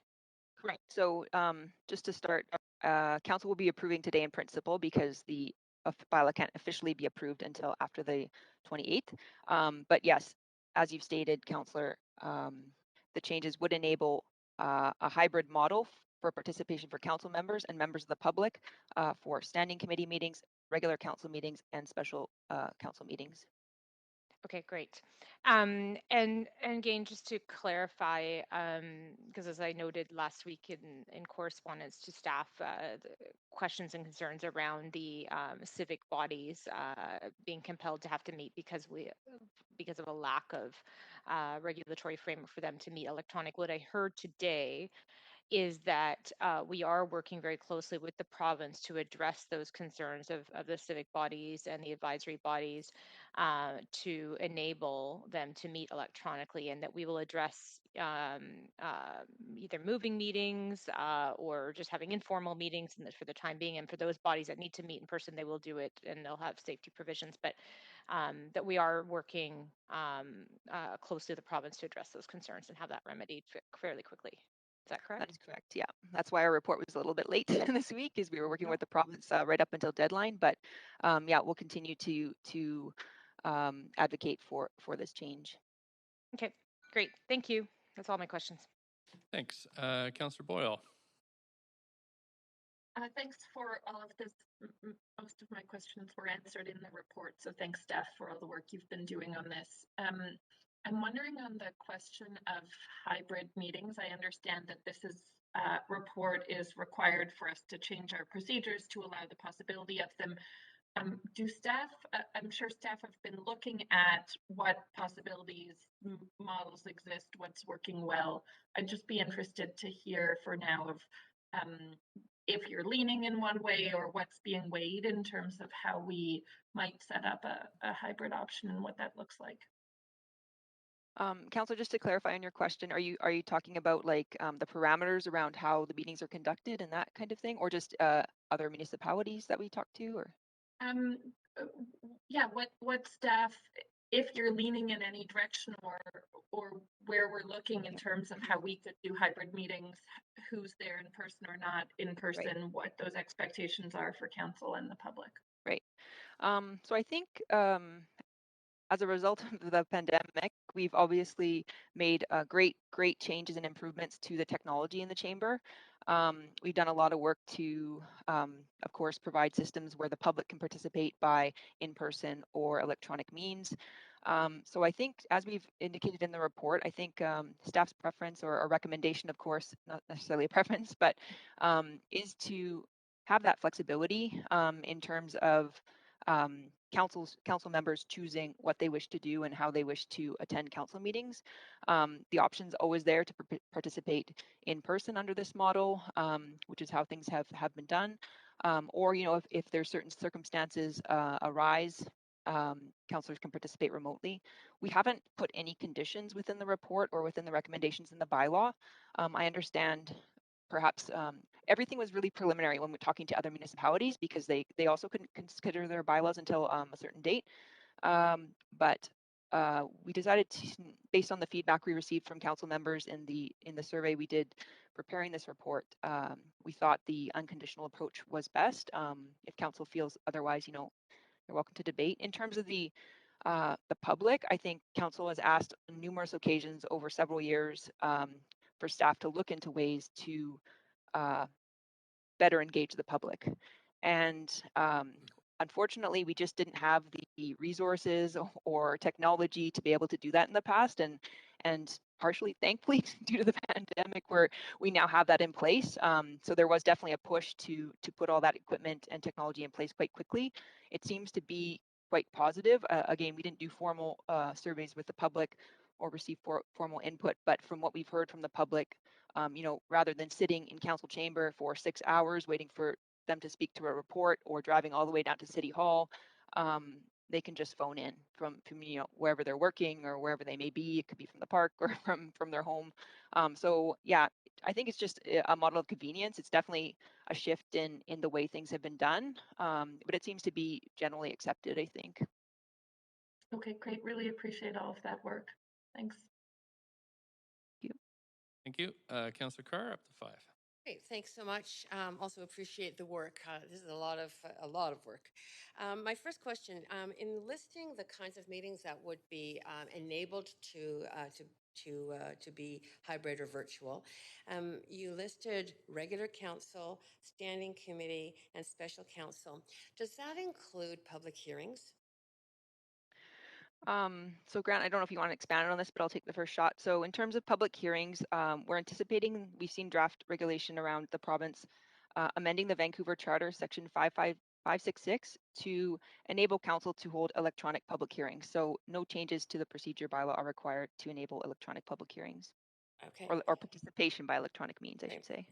Thank you. And Mr. Murray, or Grant Murray, suggested that the government is not sitting until the end of the month, but that he anticipates September 29th they may pass changes to the Vancouver Charter allowing the virtual electronic meetings. What happens if they don't?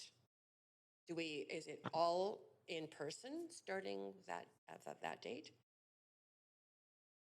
Sorry, it's Grant Murray, Assistant Director of Legal Services. The province has already enacted a bill called Bill 10 that includes Section 566, and all they're going to be doing on September the 29th is triggering the effectiveness of that amendment. That's an amendment. There's a couple of components to it. It amends Section 566 of the Vancouver Charter to authorize electronic meetings. They have also amended the Vancouver Charter, or effective on the 29th, to allow the park board to hold electronic meetings, and their intention is to issue a regulation that we've seen to allow the park board to do that. They're also replacing our current The Vancouver Charter already authorizes, under its 164.1, the cabinet to issue a regulation that allows for electronic meetings. The current one only says special meetings. They're expanding it to include special meetings, committee meetings, and regular meetings. And they are intent on having that come into effect on the 29th. I don't know, as far as I understand, that's going to happen. It hasn't happened yet, but it was clarified by us on a number of occasions that that was in fact their plan. Happily, in Bill 10, it also includes a transitional provision that allows us to rely on the soon-to-be-gone emergency order that allowed electronic meetings, and anything that's been advertised in accordance with the emergency order can go ahead after the 29th. So that's the package. I've never heard anything from the province other than that the amendments are going to become effective on the 29th, and the emergency order is going to be repealed on the 28th. So they've bookended it a little bit. There is a transitional provision, but that's what the province has told us. I hope that's reasonably satisfactory. I'm very happy to hear your confidence. So I will join you in feeling confident about that. I have two more questions. In terms of the drafting of the posting of the agendas and the discussion about whether that can happen earlier or not, I'm wondering if it's possible to post earlier than the current posting of the full agenda with reports attached, a draft agenda topics only. I know that if that can happen in any earlier time, like just so the public has an awareness of what kinds of topics are coming up. Thanks, Councillor. I can take that one. The notion of publishing council agendas and/or reports sooner has some pretty significant implications for staff. The notion of publishing a draft agenda is not one that I would recommend, given that we do see changes to our agendas right up until they're published for a whole bunch of reasons. What would end up happening is that draft agenda would often look different than the final agenda, which I don't think is particularly helpful, and will raise a whole bunch of other questions probably about why those changes were made. Certainly my recommendation coming out of this is that, certainly without further discussion, that council I wouldn't recommend that council change on the fly the timelines for posting the agendas. Those were extended in the last round of changes, I believe. But like I say, there's a whole process for us to get reports done. Right now, that involves a considerable amount of staff work over weekends. That change would require our staff to work a lot more on weekends, which is a concern given how much work people are already doing outside of work hours. Our senior staff, I have some concerns about that. So yeah, hopefully that's helpful, Council. Yeah, Again, anything is possible, not recommended. Got it. I appreciate your comments on that. Thank you. Thanks. Councillor Swanson, up to 5.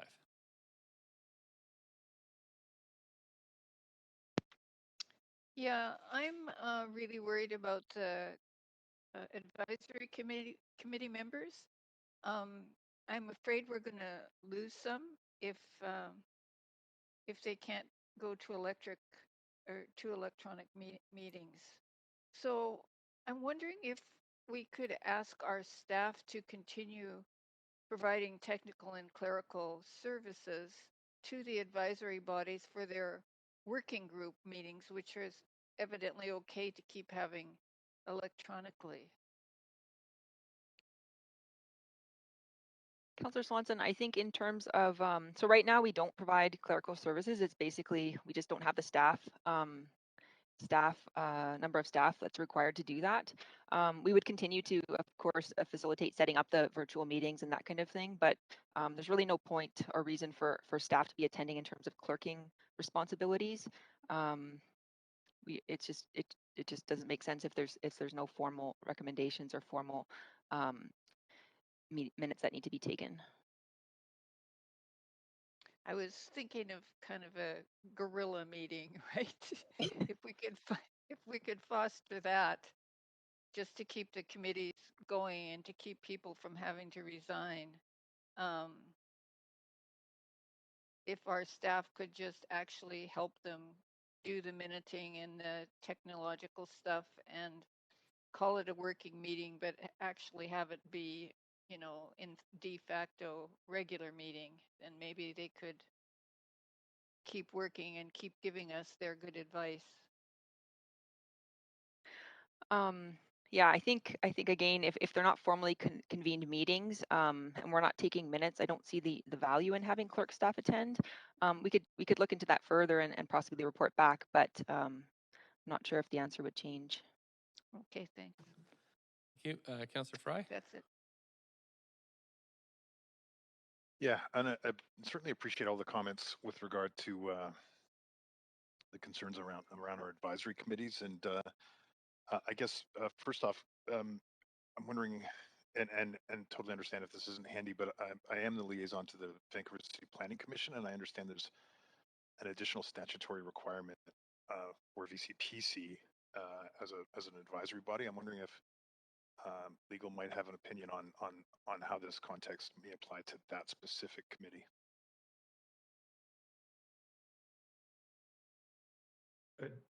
Sorry, it's Grant Murray with Legal Services. I'm not sure that I followed the question, other than that you said that they were under another obligation. What obligation is it that they're under? Well, the Vancouver City Planning Commission exists in the Vancouver Charter as a I believe at one point it was actually a sort of relic of the actual function of planning for the city of Vancouver in the 1930s. That's okay. It's I know this is work that's ongoing, so I'm sure we can. That, yeah, just to mention that, so that body does fall under 165.7 of the Vancouver Charter. So they would right, as far as we've found and what the province has told us is they don't they wouldn't fall under any electronic meeting procedures, whether or not council considered them or passed them in the bylaw. They fall under the regulations just as all the other 165.7 bodies do.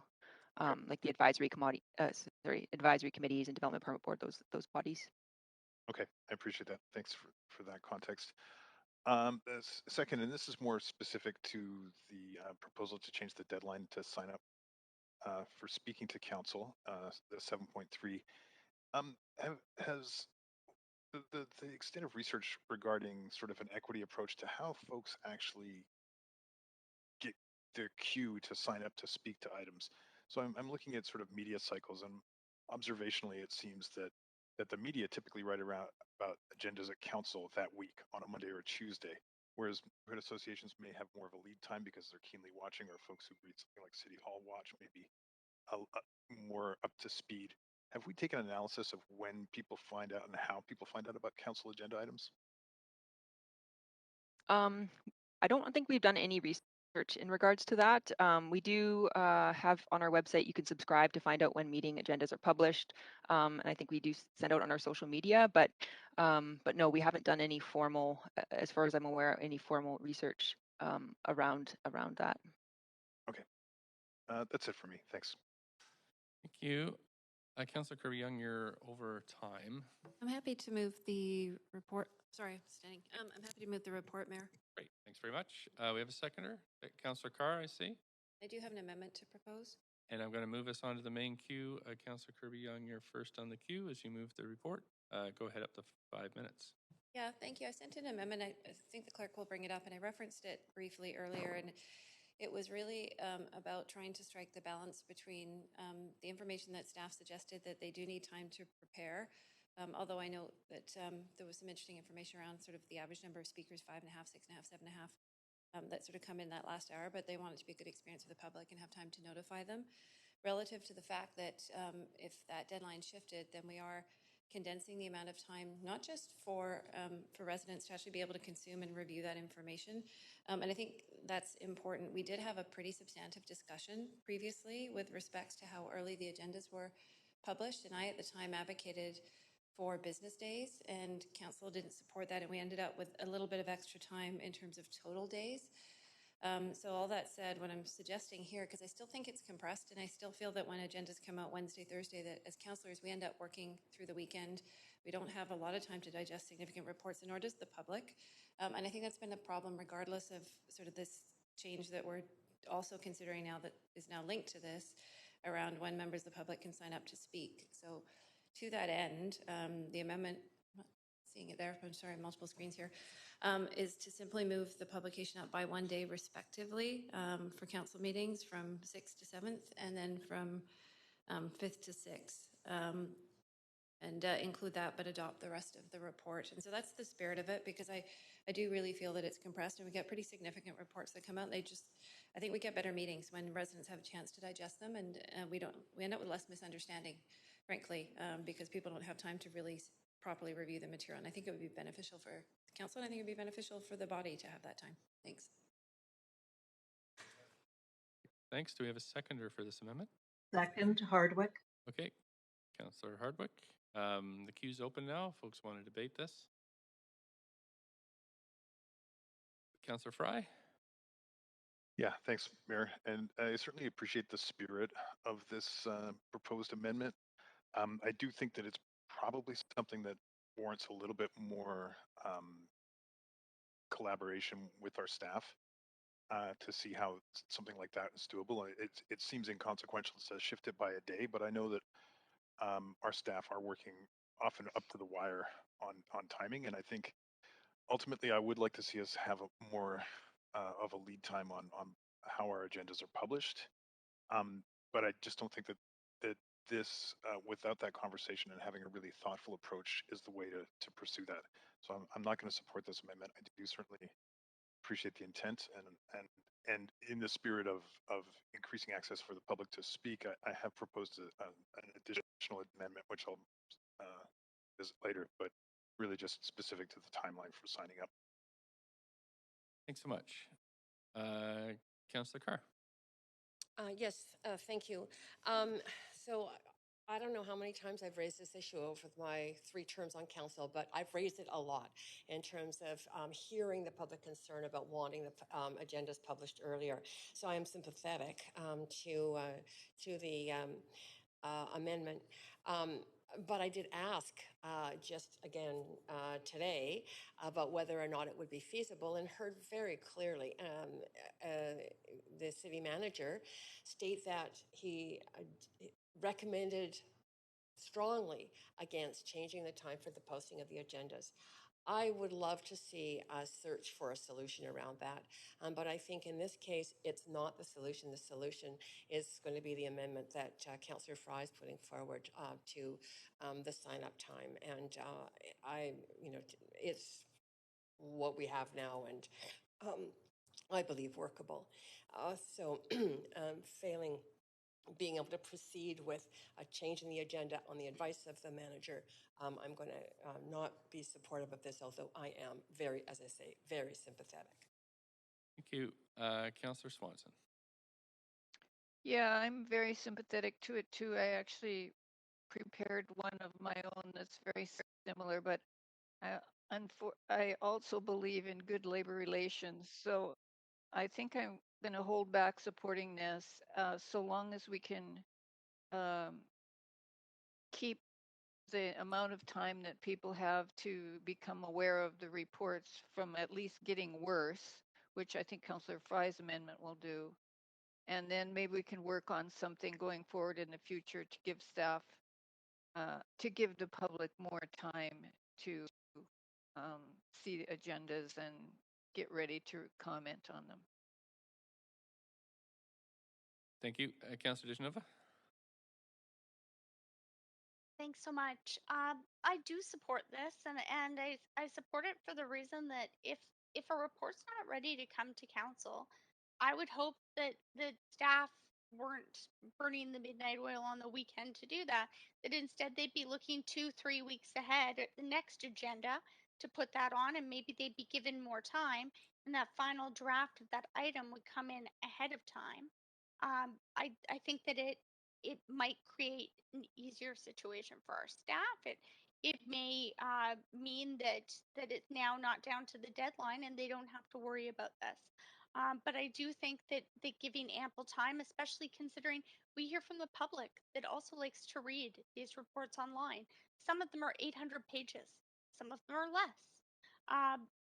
I mean, I have to say, last term, I think it was only a couple of days. There was a lot less time, and we have extended it to our city manager's point.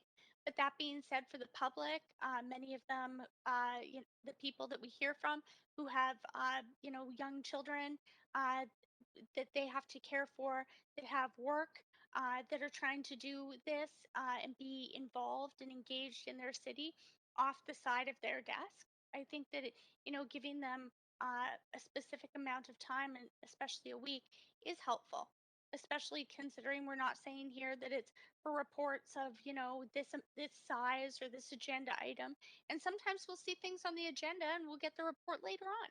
I understand, and I have a lot of empathy for the fact that it can't always happen right at that moment, and life happens. But I do appreciate this by Councillor Kirby-Young. So I will be supporting this for that reason. That being said, I have to say I'm kind of surprised that after all of the time that we spent as a council on procedure, on sort of making a made by us procedure bylaw, that we would be entertaining pieces to this procedure bylaw at all that don't just pertain to the ministerial orders and our needs to allow people to participate remotely because they may be immune compromised or they may not be able to come to city council, or so that we can do that as things continue to move forward, and that we can be in chambers, but also some of us be remotely and take turns doing that. So I would have rather seen we only deal with that today and refer all of this out for public consultation, because again, now we're going to have to share with the public there's another change. And what I'm hearing is there may be more changes coming after this gender audit that we're all participating in. So I will support it, and I'm speaking pretty much over to the overall motion at the same time that's on the floor. But I'm a little bit concerned. But I do think Councillor Kirby-Young's amendment makes this better than it was before. So I will be supporting it. Thank you, Councillor Dejanova. That is it for discussion on this item. So I'm going to move us to a voting queue.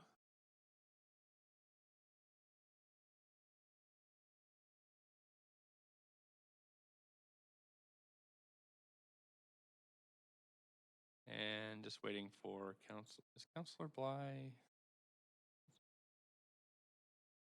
Councillor Bly has to leave. Yes. Okay.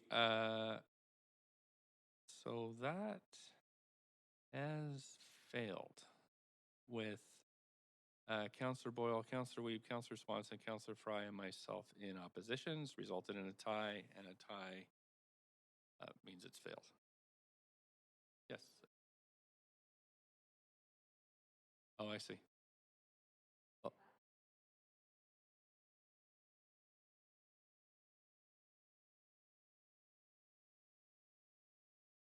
Oh. Okay, I'm just going to check with the clerks here what we do in this case. Thank you, Councillor Carr. Point of personal privilege, Councillor Kirby-Young. I will. Just 1 second, please.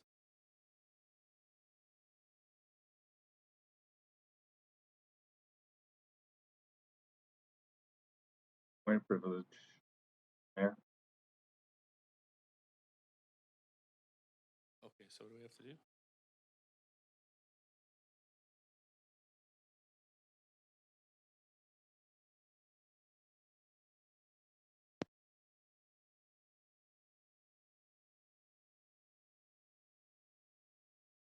Okay, Council, I just want to deal with Councillor Carr's point first. She indicated there was a technical glitch that recorded her vote incorrectly. I will accept that, although on screen it shows the vote as the way it's been, the way it's come out. We will be recording it as Councillor Carr as in opposition.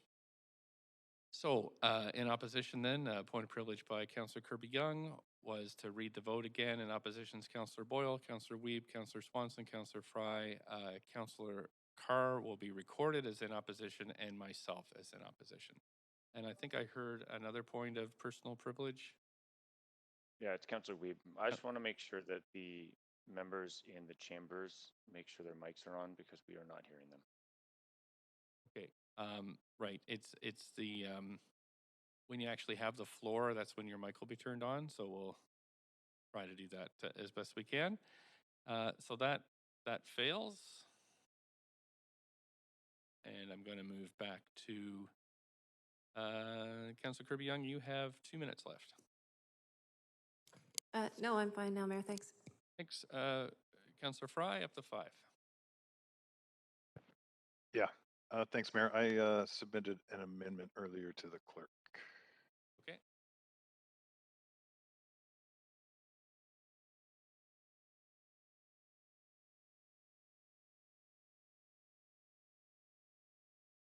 And are we moving to an amendment queue or am I waiting?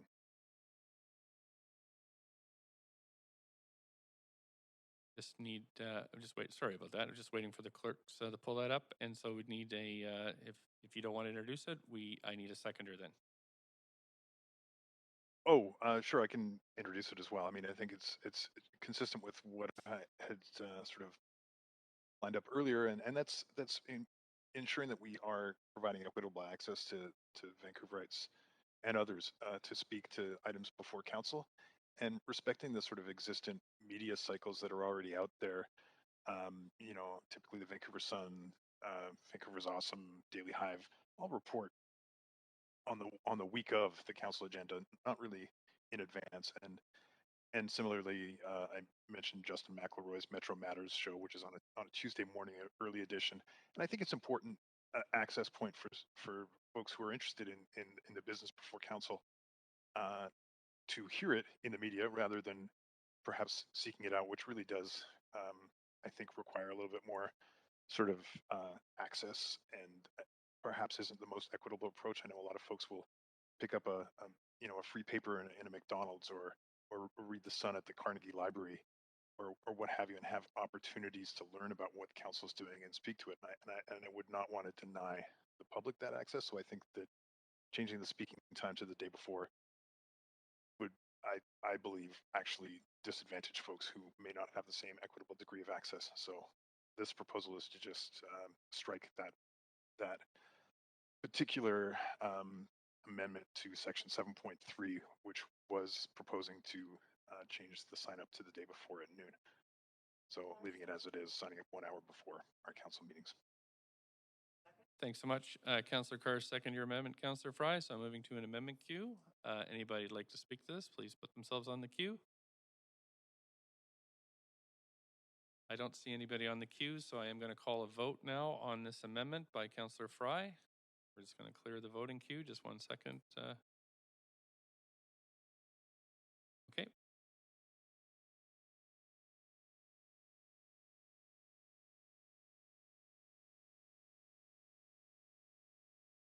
Just waiting for Councilor Boyle.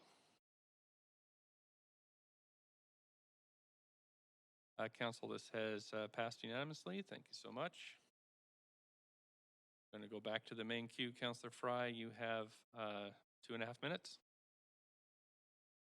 Yeah, thanks, Mayor. And I'll just speak in closing to the overall motion and in fact to Councilor Kirby-Young's earlier attempt at amendment. I do think that moving forward, there should be an opportunity to revisit how we schedule our meetings, but I think that that's going to take some time, and I think it would be nice to give the public more lead time, especially on items that are going to be of a lot of public interest or especially dense reports. So I don't think that's necessarily germane to the procedure bylaw per se, but I do look forward to an opportunity to visit our scheduling of reports to the public and post it on our agenda's website. Okay, that's it for me though. Thanks very much. Councilor Carr's next. Councilor Carr. Yes, thanks, Mayor. So I am, first of all, wanting to really thank staff for the work on this. This is a lot of work to consider the various changes, and I think that they are really good changes in terms of the public. I also just want to emphasize how much our lives have changed as counselors, and I think as public and certainly as staff with COVID-19 and the fact that we had to move so rapidly from meeting regularly in this council chamber and meeting regularly in person to virtual meetings. And the IT staff have done an incredible job in making that happen. Often we don't think of those people behind the scenes, but without them, we couldn't have done the work on behalf of the public in this city that we did. And what we've learned, I think, through that process is that there are some advantages to enabling participation virtually. Certainly, I've heard from the public that being able to call in to speak rather than sitting in council chambers, often for more than just hours at a time, but sometimes days at a time, and instead just getting alert that your item is up and that you should be ready to, phone in, has made a world of difference for participation. We've certainly seen long lists of speakers to many items as a consequence, but that's democracy.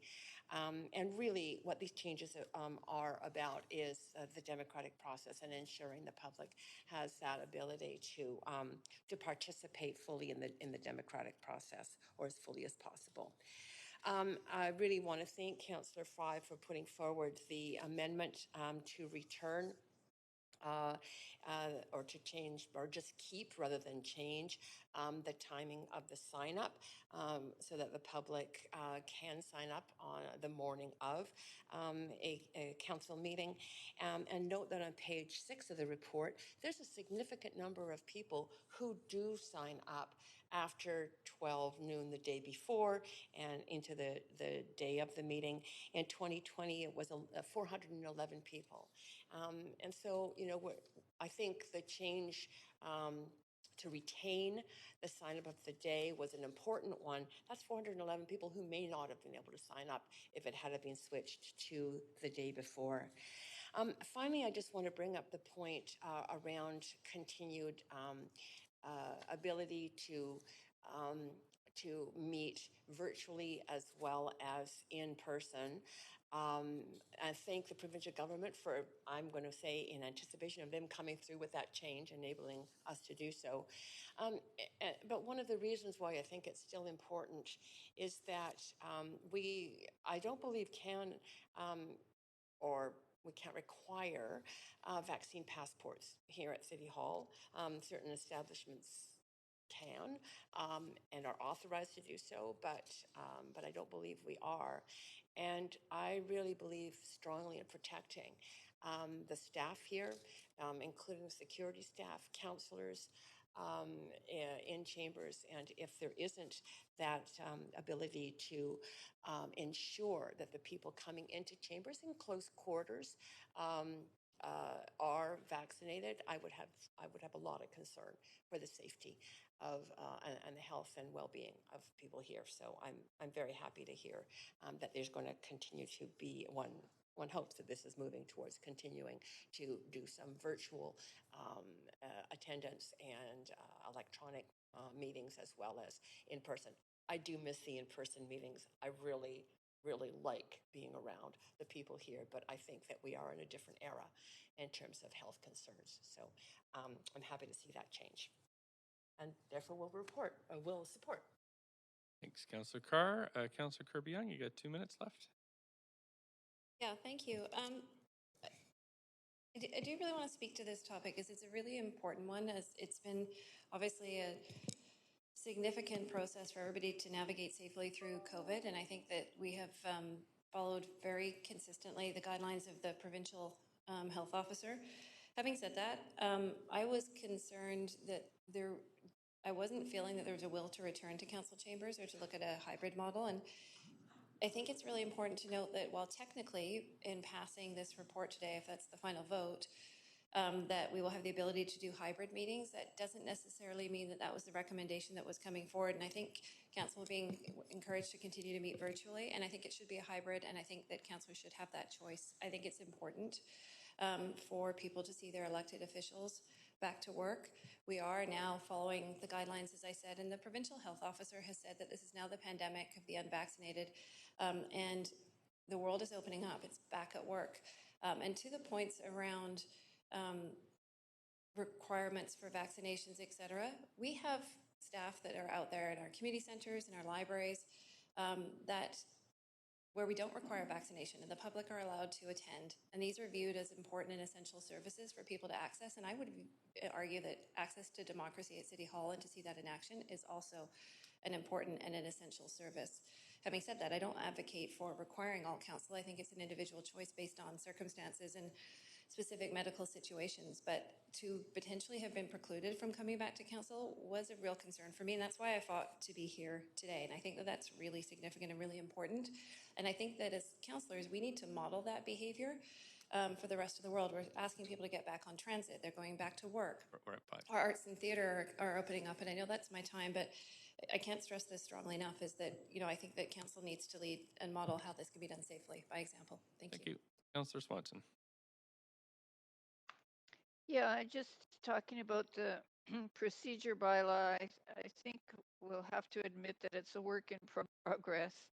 I think it's good. I think we do need to increase the time that the public has to see council reports, and I wouldn't mind increasing that time as a councillor either.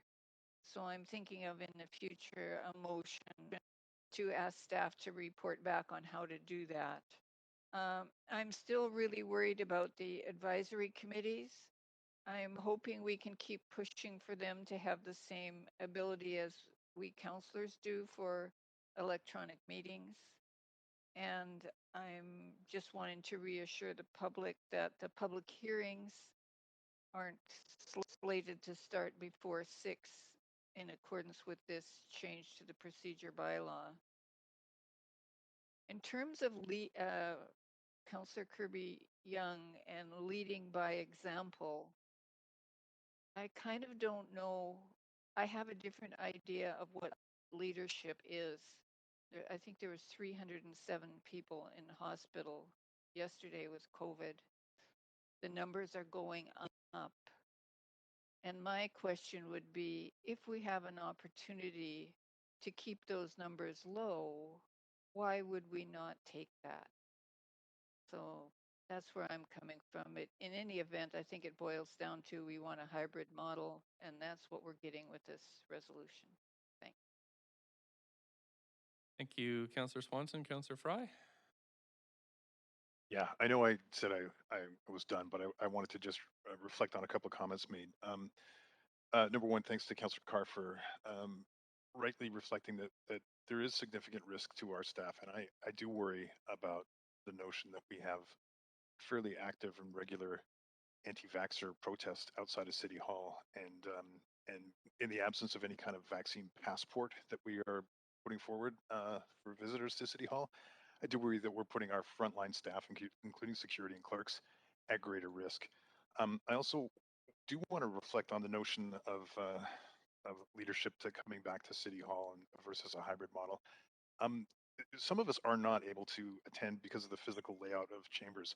We received a memo this morning advising that councillors Hardwick, Carr, and I cannot be in council chambers at the same time unless we're wearing a mask through the duration, not taking it off to speak or anything, because of the physical constraints and the inability to put up a barrier. So while some councillors, like Councillor Kirby-Yung, have an opportunity to go maskless as they choose because they have adequate real estate, some of us do not. And I think that that's important to set the record straight, that there are important considerations that we have to reflect on that aren't just about sort of showing up because we can, and we can wear and have the luxury of not having to wear a mask because we have the physical space to do so.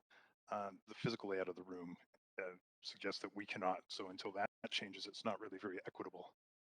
And so we are forced into a hybrid model by a lack of equity in council chambers. That's it. Thanks, Councillor Fry. I'm just going to I've put myself on the queue to speak here, and I've just asked Councillor Carr to take the chair because, of course, chairs can't enter into debate. So I can turn on your mic there, Councillor Carr. Go ahead, Mayor. Thank you, Chair. I just wanted to just put a slightly different outlook on this, is that, COVID has challenged us in so many different ways. And And it's also allowed us to experiment, push past reliance on only what we've done in the past under a charter that was designed so long ago. And I think we've had some excellent innovations. For example, allowing the public to phone in has just freed up so much time for these folks that they can take a quick break from work and call in on a public hearing or on a other piece of council business, not having to wait for hours and hours in council chambers. I think that's been a huge innovation and a real service to democracy. The other thing is we're seeing all around the world, there's experimentation happening as we move, as we fully embrace the 21st century. So I've talked to major business leaders who are now saying that they want hybrid models for their complete workforce. They want folks to have to feel comfortable in the settings they're in, but also to bring ideas like gender equity to the fore. Some workplaces are more, benefit some people more than others, and to try to make it more equitable. So, for example, we'll see how parliaments move forward. I know in Britain they brought in proxy voting now to accommodate, to make things more equitable along a gender side of things.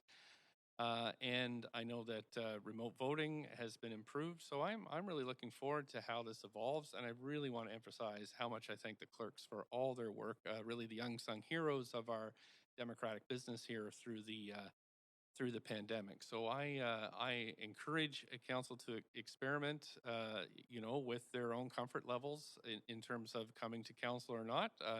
We've three of us here in the chambers today. The rest of you remotely. However, we'll all be remote in camera in an hour because we're still working on how those chambers will work. So, council, this is really great. I thank you again for all your work for the clerks and for the public too, for rolling with the punches. But still, I think the clerks told us last year we met for 550 hours or something in council meetings. By far the record here in the city of Vancouver. So I commend councillors for all the work that they're putting into. It's a lot. We got a lot done. We've got a lot to do. But I'll leave it at that and just say I'll be supporting this report. Thank you. And if I can take the chair back, Councillor Kerr. The chair is yours. Thank you very much. I have Councillor Dominato. Just a reminder to council, we're at 7 minutes to 12 with a break scheduled at 12 for lunch. Councillor Dominato. Thanks, Mayor. And just to thank staff for their work on the updates to the procedure bylaw, noting that I do think it's important to have some flexibility around convening, particularly given the circumstances we found ourselves in the last 18 months around with the pandemic. I think it is important to modernize our bylaw. And this does enable that choice, just as we're seeing at Metro Vancouver, where some directors are coming in person, others are online. It also allows us to move back virtually if need be, if there were another wave and or other issues, an emergency. I also think that there have been great benefits around the ability for the public to engage differently and to be able to call in and to not necessarily be there face-to-face waiting for hours. I think there are some benefits. I would note, though, since there have been various conversations and points made this morning about people choosing to be in chambers today or not, that I think as a council, we need to focus on transparency as well. And I contacted the city manager this morning when I noted 3 people in council. And so I didn't know that we had changed what had been agreed upon was that we were going to continue virtually as for this September meeting. And that was agreed to by council via email exchanges. But I do note that since there have been various observations made, that it would be helpful to know that in advance, are we convening virtually all of us or not? And now I know because we now have a framework for that if we're passing this report. But that was not known to me this morning. And so it just took me by surprise. And so just acknowledging that transparency is important if we're working together, and we're going to continue to work together for the next year. Thank you. Thanks, Councillor Dominato. That's it for the speaking queue. We're at 11:55, so I'm going to move us to a vote on this changes. I'll just ask the clerks to clear the previous vote.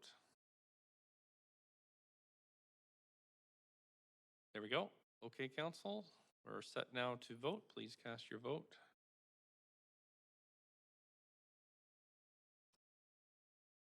Here we go. If clerks can pull up the voting screen, we have unanimously passed these changes. Thank you very much, Council. As we're breaking the rust off here of working with different sets of electronic devices. So that's it for this first report, communications report, report number 1. When we come back, I think we've got 4 minutes left.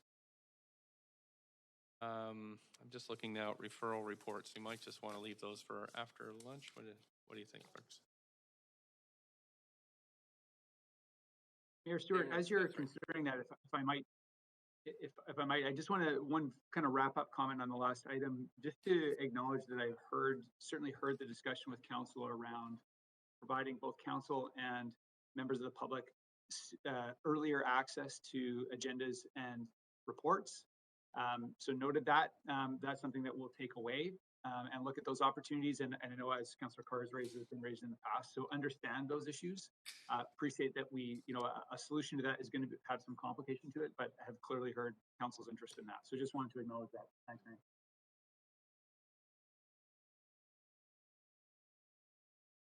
Thanks very much to the city manager. Just as I get the cobwebs off here, council, the next thing we'll be going through after lunch and in camera will be the bylaws. And just a reminder that bylaw number 20 was withdrawn. So with that, let's recess, and we'll see you all virtually in camera at 1 p.m. Thanks. And we're back in session at what time, Mayor? 3 o'clock. Thank you. Thank you.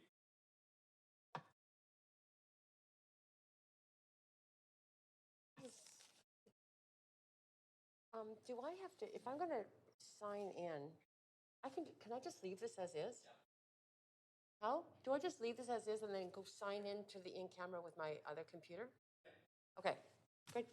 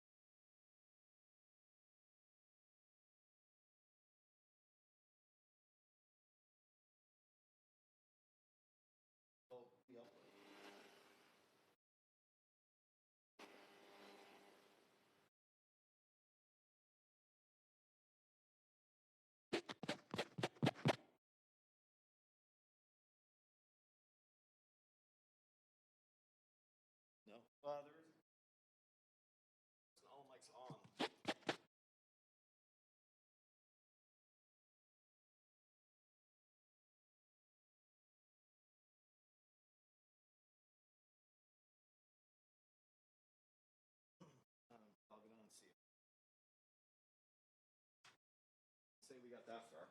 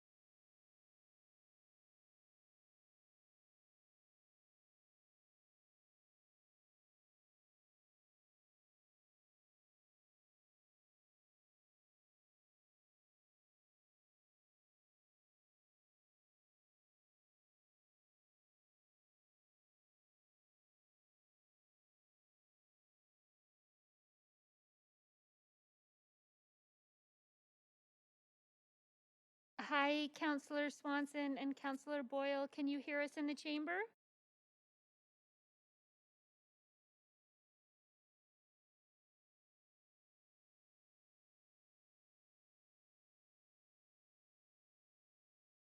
Hi, clerks. Just wondering if you can hear me. We can hear you, Mayor Stewart. I'm just checking.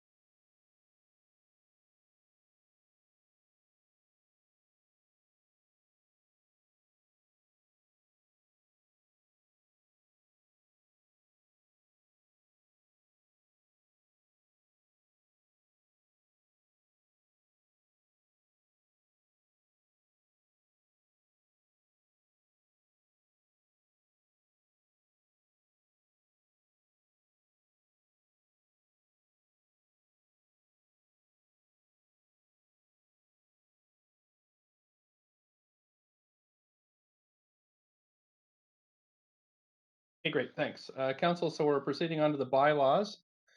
Just a reminder that some folks missed various parts, so I'll have to go through and call names of things, including my own, in terms of whether or not you've reviewed the material. Also to note that bylaw 20 has been withdrawn. So let's start with bylaw 4. It's a public hearing of November 5th. Councillors Carr and Hardwick were absent from the public hearing. Councillor Carr, have you reviewed the proceedings and will you be voting on the enactment? Yes, I have reviewed them and I will vote. Thank you. Councillor Hardwick. No and no. Okay, bylaw 6 is from the public hearing of December 6, 2017. All council members except Councillor Carr were absent from this item at public hearing or not on council at the time. Council, when I call your name, please advise if you have reviewed the proceedings and you will be voting on the enactment. Councillor Bly? I haven't and I won't be voting. Okay, Councillor Boyle? Yes, I have and I will. Councillor DeGenova? I haven't, so I won't.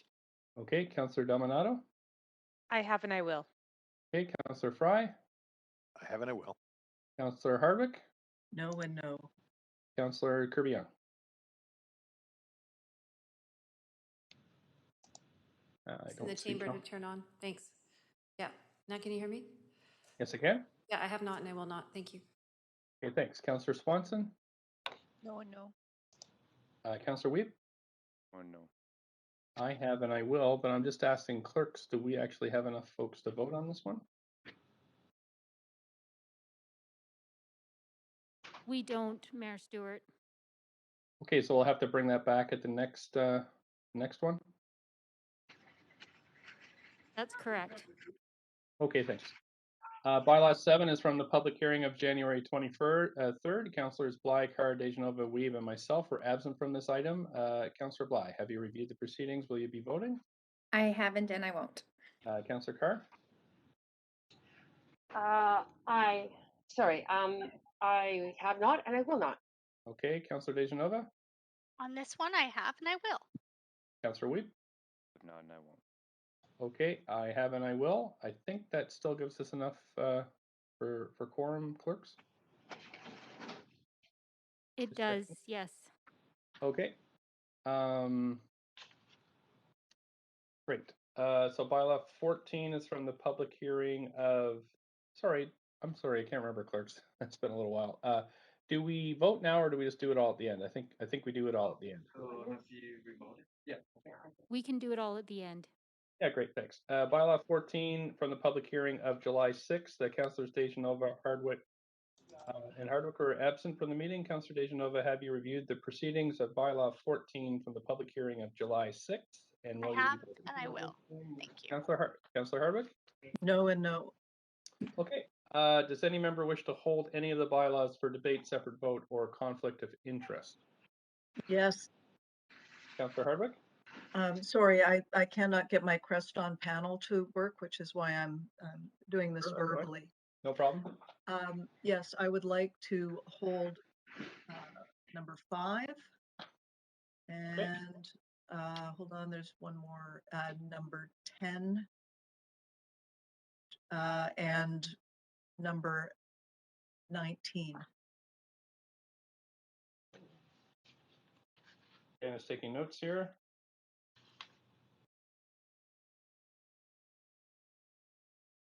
Okay, are you averse to us bundling those three, or did you want separate votes on all three of them? Happy to bundle. Okay, clerks, is that okay? Can we have the first vote on 5, 10, and 19? Yes, that's fine. Okay, great. I'm going to call then the vote on bylaws 5, 10. We're going to actually, because Mayor Stewart, Councillor Swanson is on the queue. oh, sorry, Councillor Swanson, you wanted to hold one as well? 3, 12, and 13. Okay, didn't see that. Sorry, 3, 12, and 13. Yep. Okay. Are you okay if we bundle yours? Yep. Okay, great. So we'll actually go to recorded vote because there'll be, I'm just anticipating there might be No consensus on this one, so let's go to the first bundle, which is held by Councillor Hardwick, bylaws 5, 10, and 19. So if I can call the vote on that one, clerks. Point of privilege, Mr. Mayor, my Creston is not working, so I would like to be recorded in opposition. Okay, great. We'll make sure the clerks do that. We still need votes from Councillor. On we go. Okay. Sorry, screen's locked there. Councillor Dominato.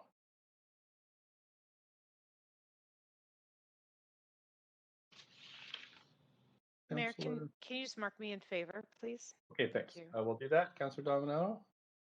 Actually, if you notice, the queue now has your full names, which is different than before the break. So that has passed with Councillor Hardwick in opposition. We are now going to go to the Councillor Swanson bundle, which is bylaw 3, 12, and 13. And we'll get the clerks to clear the queue. Do you need someone to move that, Mayor Stewart? I'm happy to do it if you'd like. Yes, I think you're right. Clerks, so just double check. We need a mover on this one, don't we?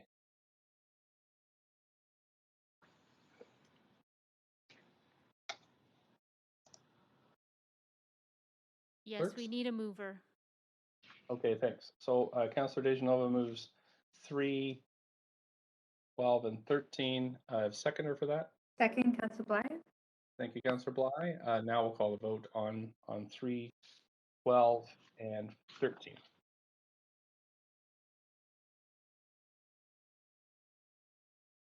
And that passes with Councillor Swanson and Councillor Hardwick in opposition.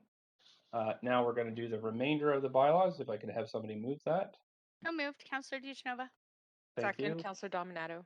And just a reminder that bylaw 20 was withdrawn. Okay, so we'll call the vote on this Mayor one. Stewart, also bylaw 8 has been withdrawn. And an email was circulated to council today. Okay. Let me just reiterate the vote on bylaws 1, 2, 4, 6, 7, 9, 11, 14, 15, 16, 17, 18, 19, and 21. And those have been moved and seconded, so we can. No 19, Mayor Stewart. It was dealt with earlier. I'm sorry, yeah. You want me to go through the list again? 1, 2, 3, 6, 7, 8 has been withdrawn. 9, 11, 14, 15, 16, 17, 18, and 21. And 3 can be removed from that as well. It was dealt with in the last vote. Okay. Is everybody clear? Yes, and Mayor, it's Councillor Blythe, just a point of procedure. Yep. That for those of us that said that we've not reviewed and won't be voting, our vote in favor of this bulk of bylaws will also be noted that we're not voting on the one that we've not reviewed. That's right. The clerks automatically do that. So after we have the indication at the beginning. Thank you. Okay. And Mayor Stewart, number 6 needed to be removed as well. Because we didn't have enough. Yeah. Okay. Is everybody comfortable with what we're voting on? Okay, so I will call the vote then.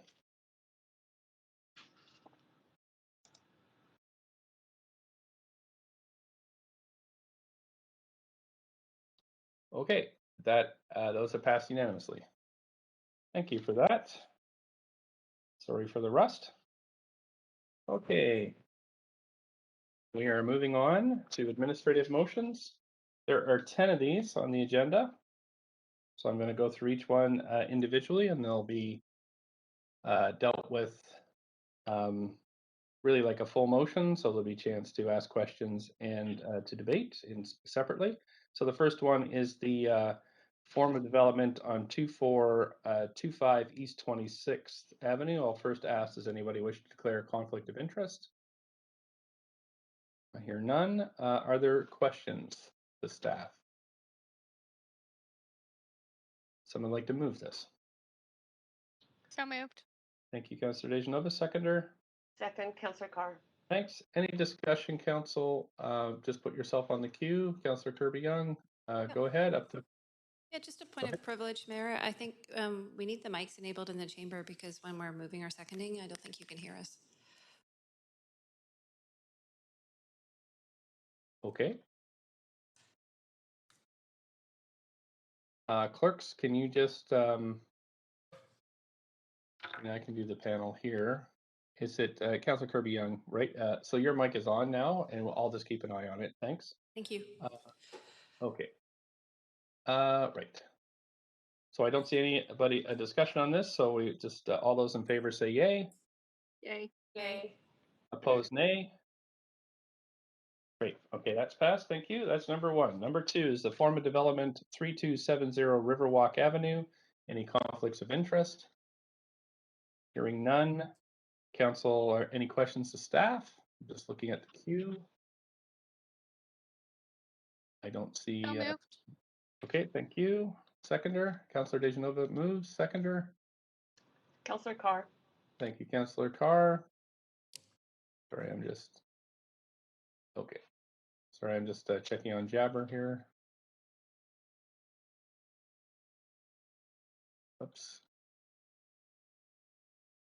Sorry, councilors had a little glitch. Any discussion on this one? Move this to the main queue. I don't see any. All those in favor then say yay. Yay. Yay. Opposed, nay.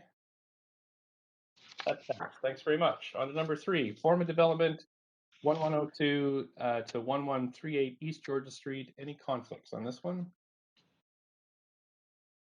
I don't see any. Any questions to staff? Please put yourself on the queue. I don't see anybody in the queue. Mover, please. Councillor Carr. Thank you. Seconder. Second, Councillor Dejanova. Thank you. Any discussion, council? I've moved us to a main queue. I don't see any discussion, so we'll call the vote. All those in favor say yay. Yay. Yay. Yay. Opposed, nay. That's passed. Thank you, council. Next one, approval of form of development 4745 Main Street. Any conflicts of interest? Let's hear any questions to staff. Please put yourself on the queue. We have a mover. So moved. Thank you, Councillor Dejanova. Seconder. Kirby-Young. Thank you, Councillor Kirby-Young. Any discussion? Don't see anybody on the queue for discussion, so we'll call a vote. All those in favor, yay. Yay. Yay. Yay. Opposed, nay. Okay, that's passed. Thanks very much. Number five, approval of form of development 3572 Glen Drive, formerly 1121 Kingsway. Any conflicts? Okay. Any questions to staff? Can I have a mover, please? Anybody? So moved. Thank you, Councillor Dejanova. Seconder. Councillor Boyle. Thank you, Councillor Boyle. Any discussion? I'll put you on the queue here. Don't see any discussion. All those in favor, yay. Yay. Opposed, nay. I hear no nays. That's passed. Thanks. Number six, approval of form of development 3780 Clark Drive, formerly 1303 Kingsway. Any conflict? Any questions? Someone like to move the motion? Anybody? Thank you. Seconder? Councillor Bly. I heard Councillor Bly. Any discussion? Got the main queue open here. Don't see anybody on the queue, so I'll call the vote. All those in favor, yay. Yay. Yay. Yay. Opposed, nay. Nay. Did I hear nay? You did. All right, we're going to go to recorded vote then. This is on number six. Approval of form development 3780 Clark Drive. I'm going to call a formal vote now. So please use your voting cues.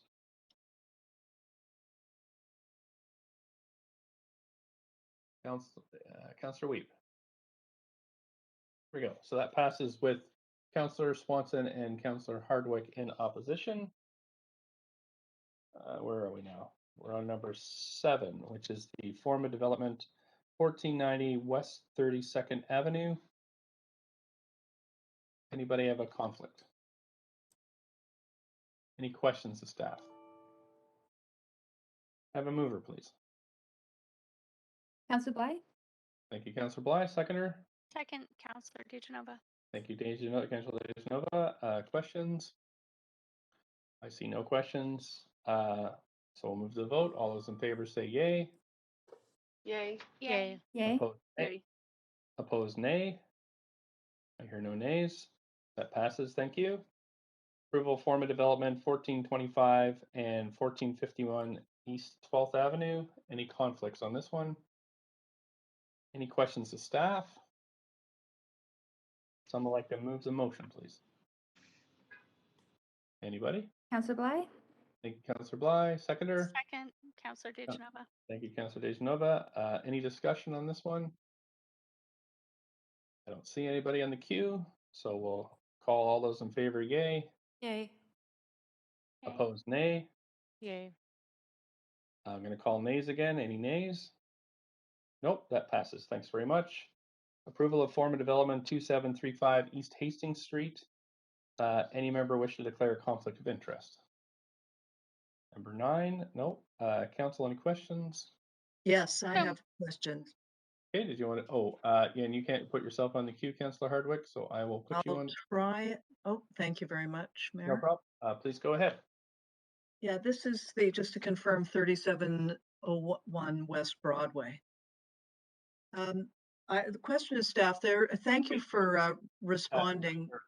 Councillor Hardwick, I don't think this is 3701 West Broadway. Oh, I got on the wrong one then. I was trying to talk about number 10. Right. And council clerks, if you can just remind me, we're on number 8, which is East 12th. Oh, sorry.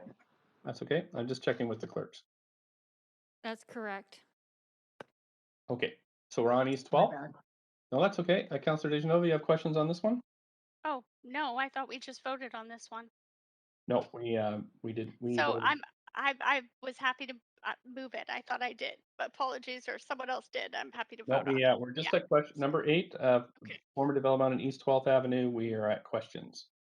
Nope, I'm sorry, I can't take myself off the queue either. I tried. Okay, okay. Councillor Dominato. Questions? Oh, sorry. I thought we were at 9, so my apologies. No problem. Okay. Can I have a mover then? There's no questions. Anybody? Move this. Boyle. Councillor Boyle. Thank you. Seconder. Counselor DeGenova. Councillor Bly, I heard. Okay. Any debate on this one? East 12th Avenue? Nope. Okay. I'm going to call the vote then. All in favor say yay. Yay. Yay. Opposed, nay. Okay.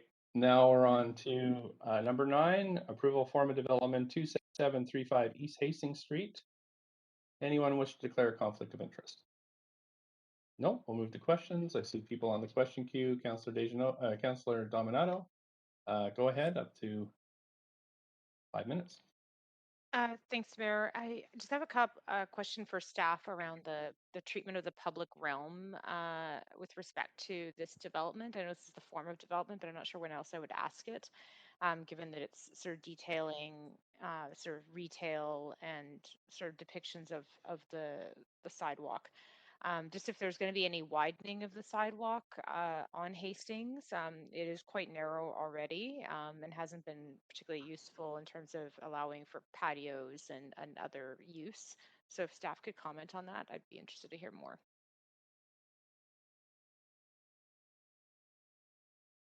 City Manager, have you got someone there to answer questions on number 9, 2735 East Hastings?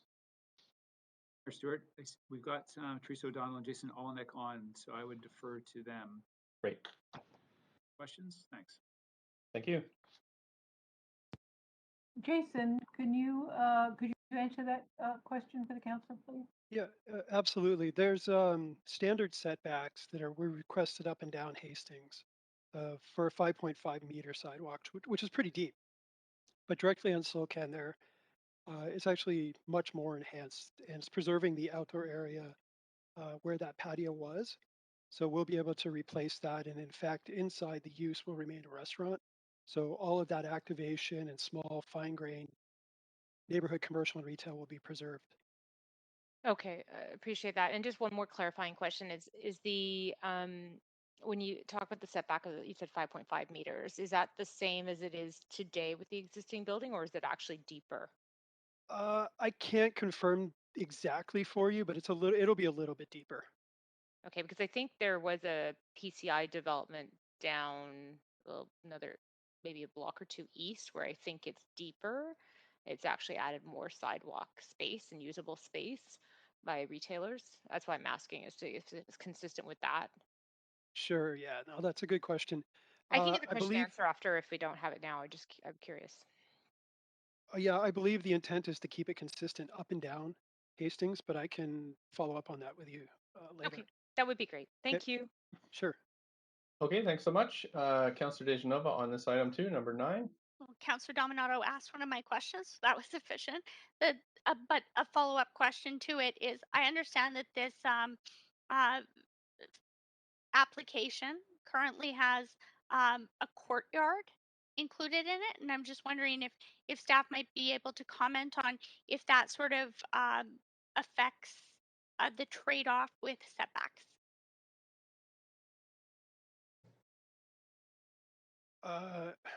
That's a really good question. That's a tough one Sorry. to answer.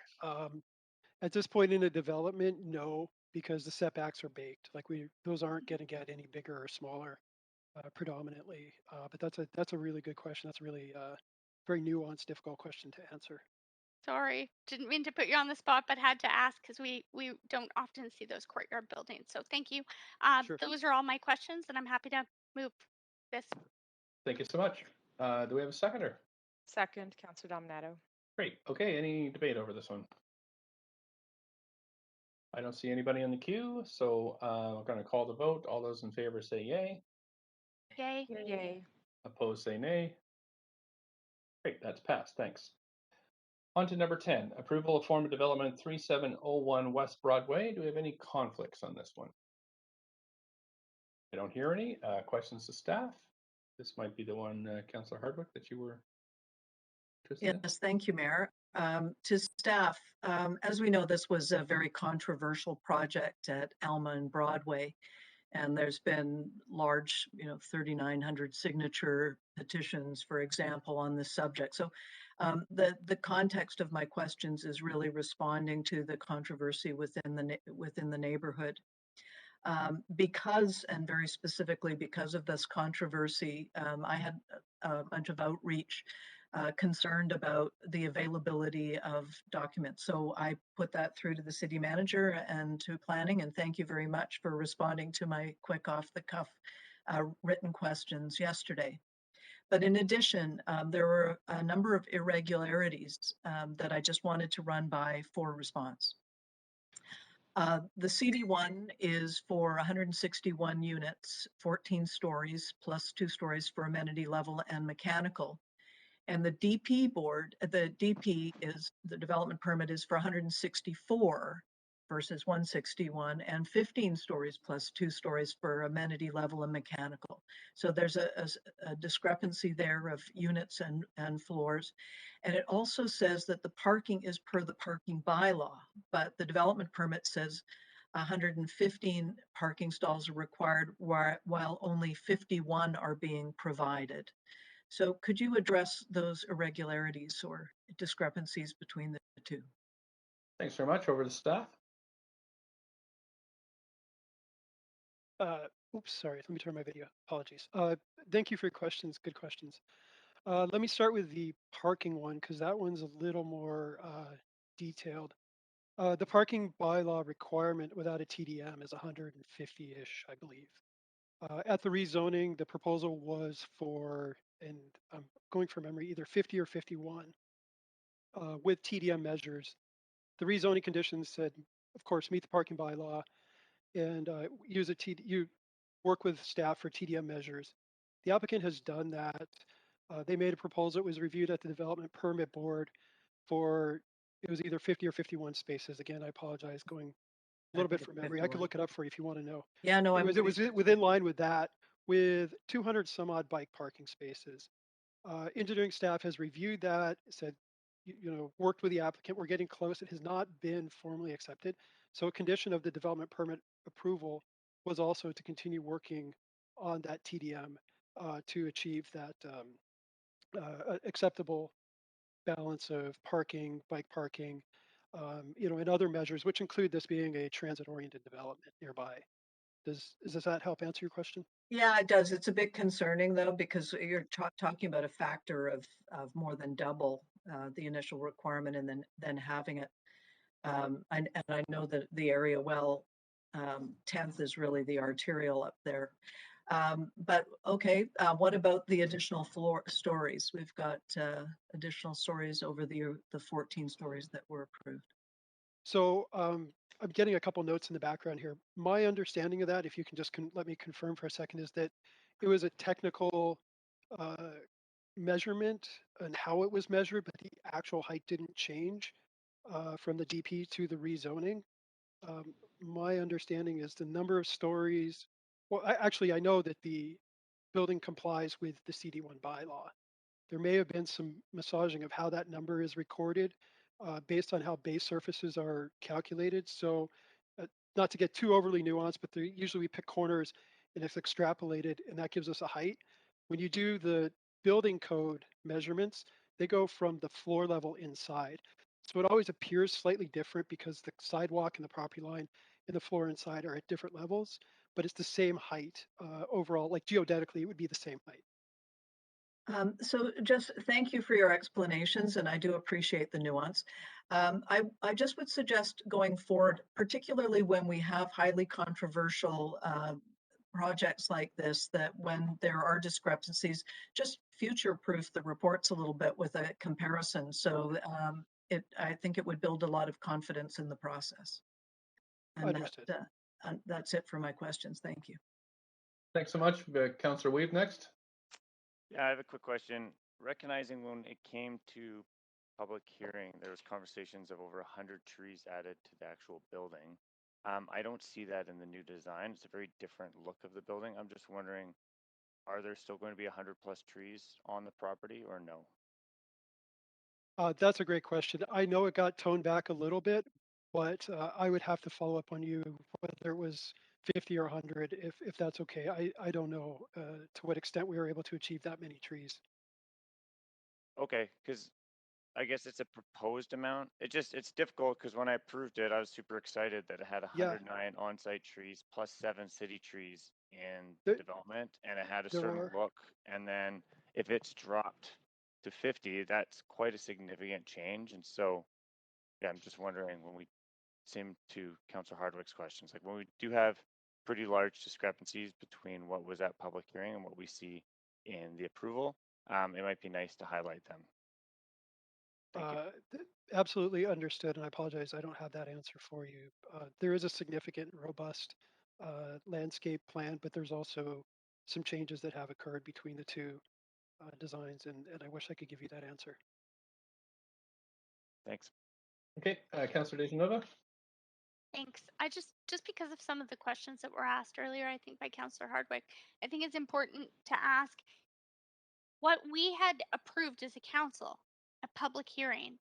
Is that still in line with what the development permit board has approved that is coming to us today? Absolutely, and I believe that there was an email circulated to everyone on council with a diagram a little bit earlier that shows a red dashed outline of the rezoning and a red dashed outline of the development permit. I can pull that up if you want to see it, or you can work with my hand waving that it matches almost identically. There are some small little tweaks and pushes that you'd expect from normal building design, but it completely complies with the rezoning. So that satisfies my questions, and I'm happy to move the motion for this form of development. Okay, thank you very much. We have a seconder. Councillor Boyle. Yeah, Councillor Boyle, any debate over this one? Just looking at the queue. See anybody on the queue? Okay, so I'm going to call the vote then. All in favor of this report, say yay. Yay. Yay. Opposed, say nay. Nay. Nay. Okay, so I'm going to move us to a vote on this one. There we go. Clerks have got it queued up. If anybody needs an assistance, please let me know.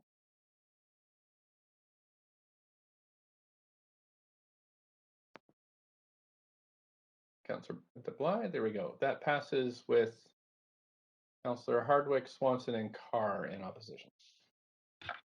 Okay, thank you very much. That's the form of development. Those are all completed now. Sorry, the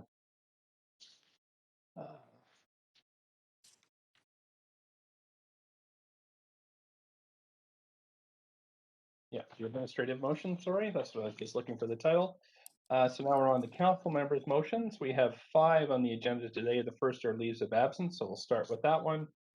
So the first one, motion 1 is request for leaves of absence. I'm going to read through the list. Councillor Wheat, Pacific Business, September 21st, 23rd. Councillor Dominato, Pacific Business, for meetings on October 5th from 1 to 2 p.m.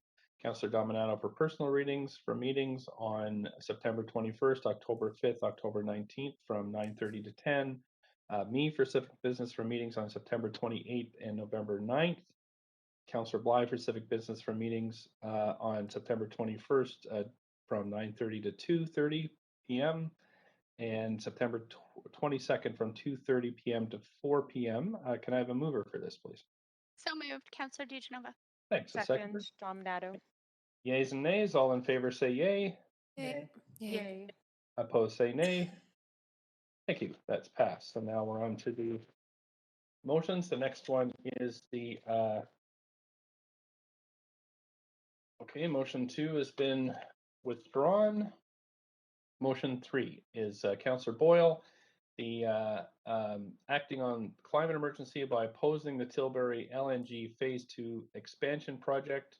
Motion is to be moved by Councillor Boyle. You have up to 2 minutes to introduce your motion, followed by questions from councillors for up to a minute each. So Councillor Boyle, whenever you're ready. Thanks, Mayor. This summer, the IPCC declared a Code Red for Humanity, outlining that we need to rapidly transition off fossil fuels in order to prevent the worst possible impacts of climate change. And Code Red felt pretty accurate in BC, where hundreds of residents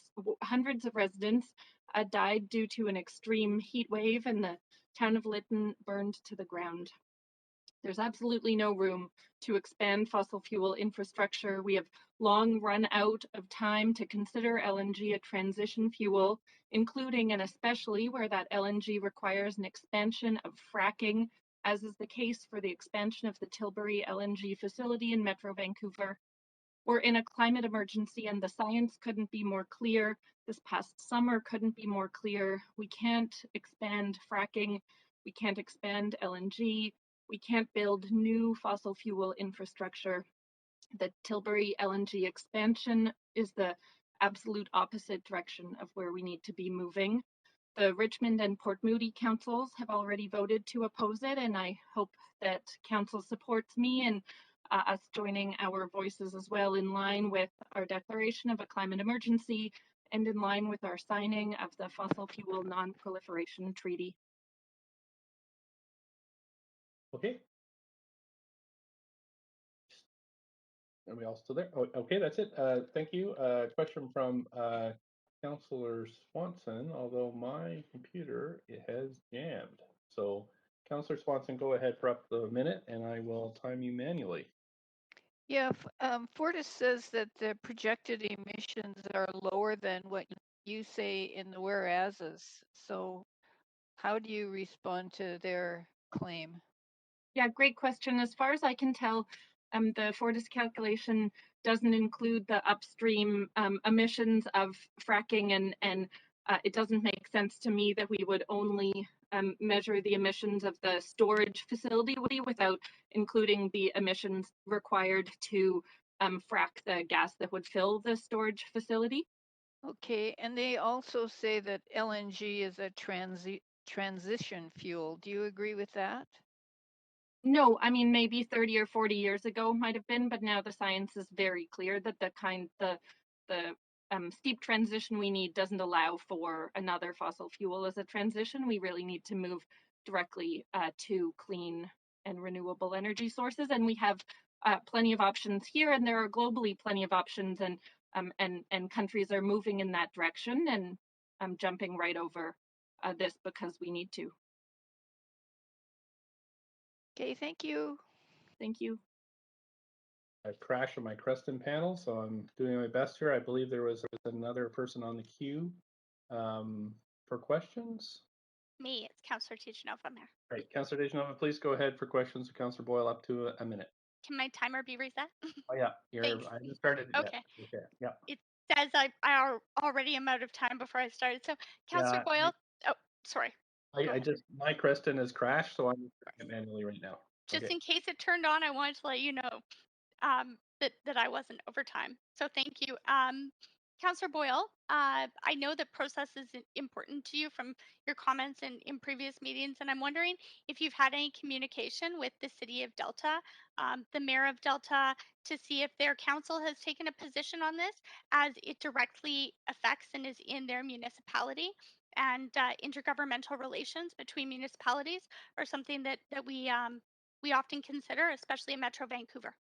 Sure, it's a great question. I haven't had that direct conversation. I know through my own research and what I've heard from residents in Delta that it's a lively conversation there. There are certainly many residents in Delta concerned about it. As I said, Richmond and Port Moody councils have made a decision, but it sounds like Delta's still weighing the options as far as I can tell.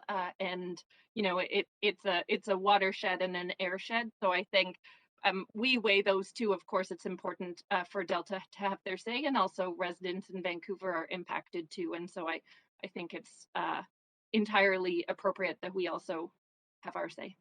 Okay, thanks. And have you considered bringing this to Metro instead? That's the minute. That's the Oh, minute. sorry. I That's the- didn't even have a timer there, Mayor, but Yeah, I believe you. There we go. Okay, thanks. Councillors, are there any other questions for Councillor?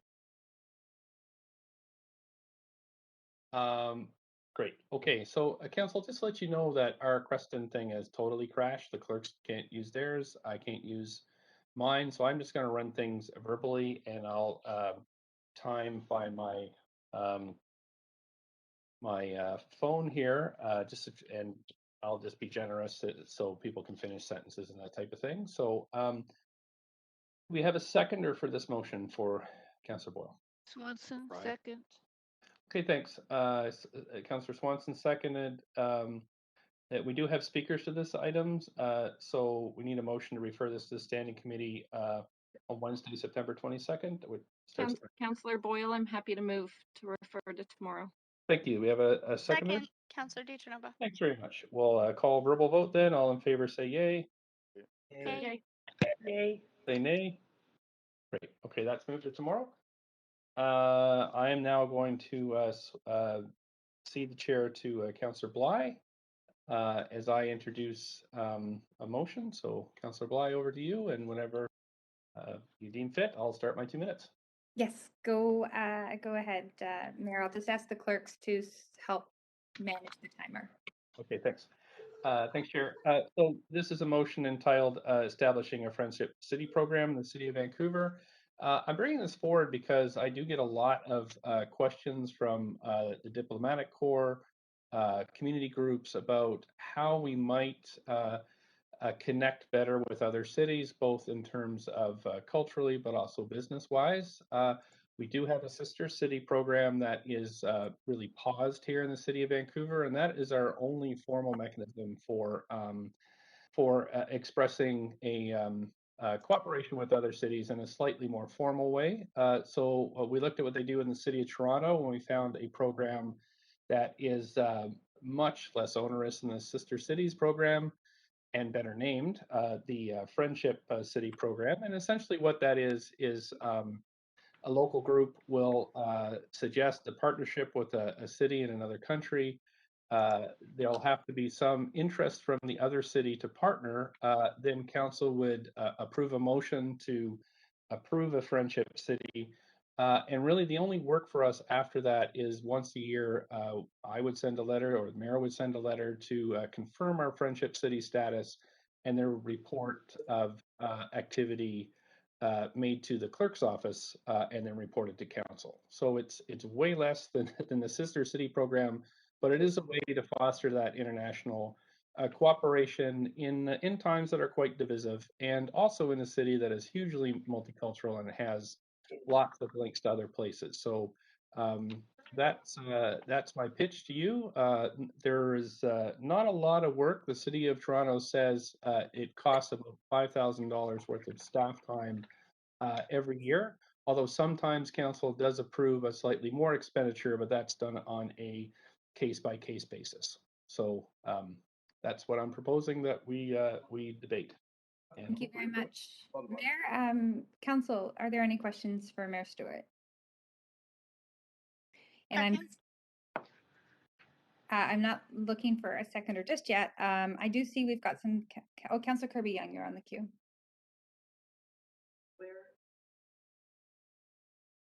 And I just want to make sure we can hear you, Councillor Kirby-Yung. So just give me a second to have clerks indicate that your sound is in fact on. Thank you. Yeah, one question then. Thanks, Mary. You mentioned, I just want to make sure I understand that the support provided by the city would be limited to a letter initially written by the mayor and staff coordination of annual reports to council. Is that right? Yeah, it would also be an annual letter from the mayor's office. There may be other activities that the local group, the local community supporting group initiates, but those costs are on them alone. However, council could approve other expenditures if they wish, but that would be on a case-by-case basis. Keeps getting turned off. Sorry, I was trying to jump in there in the minute, but I'm losing the mic.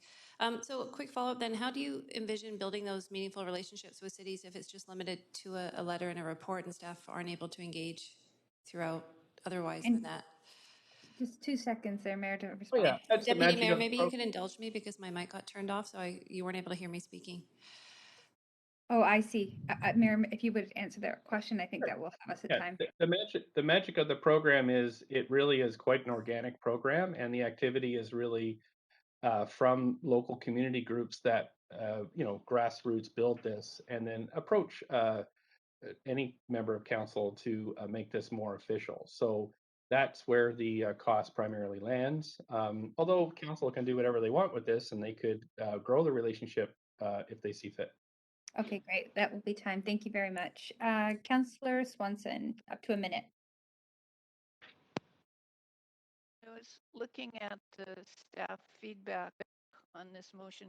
It seemed to indicate that there would be a lot of staff time involved. I just wondered if this should be a priority for staff time, given all of the urgent issues that we have, like homelessness, overdose, or poison drugs, things like that.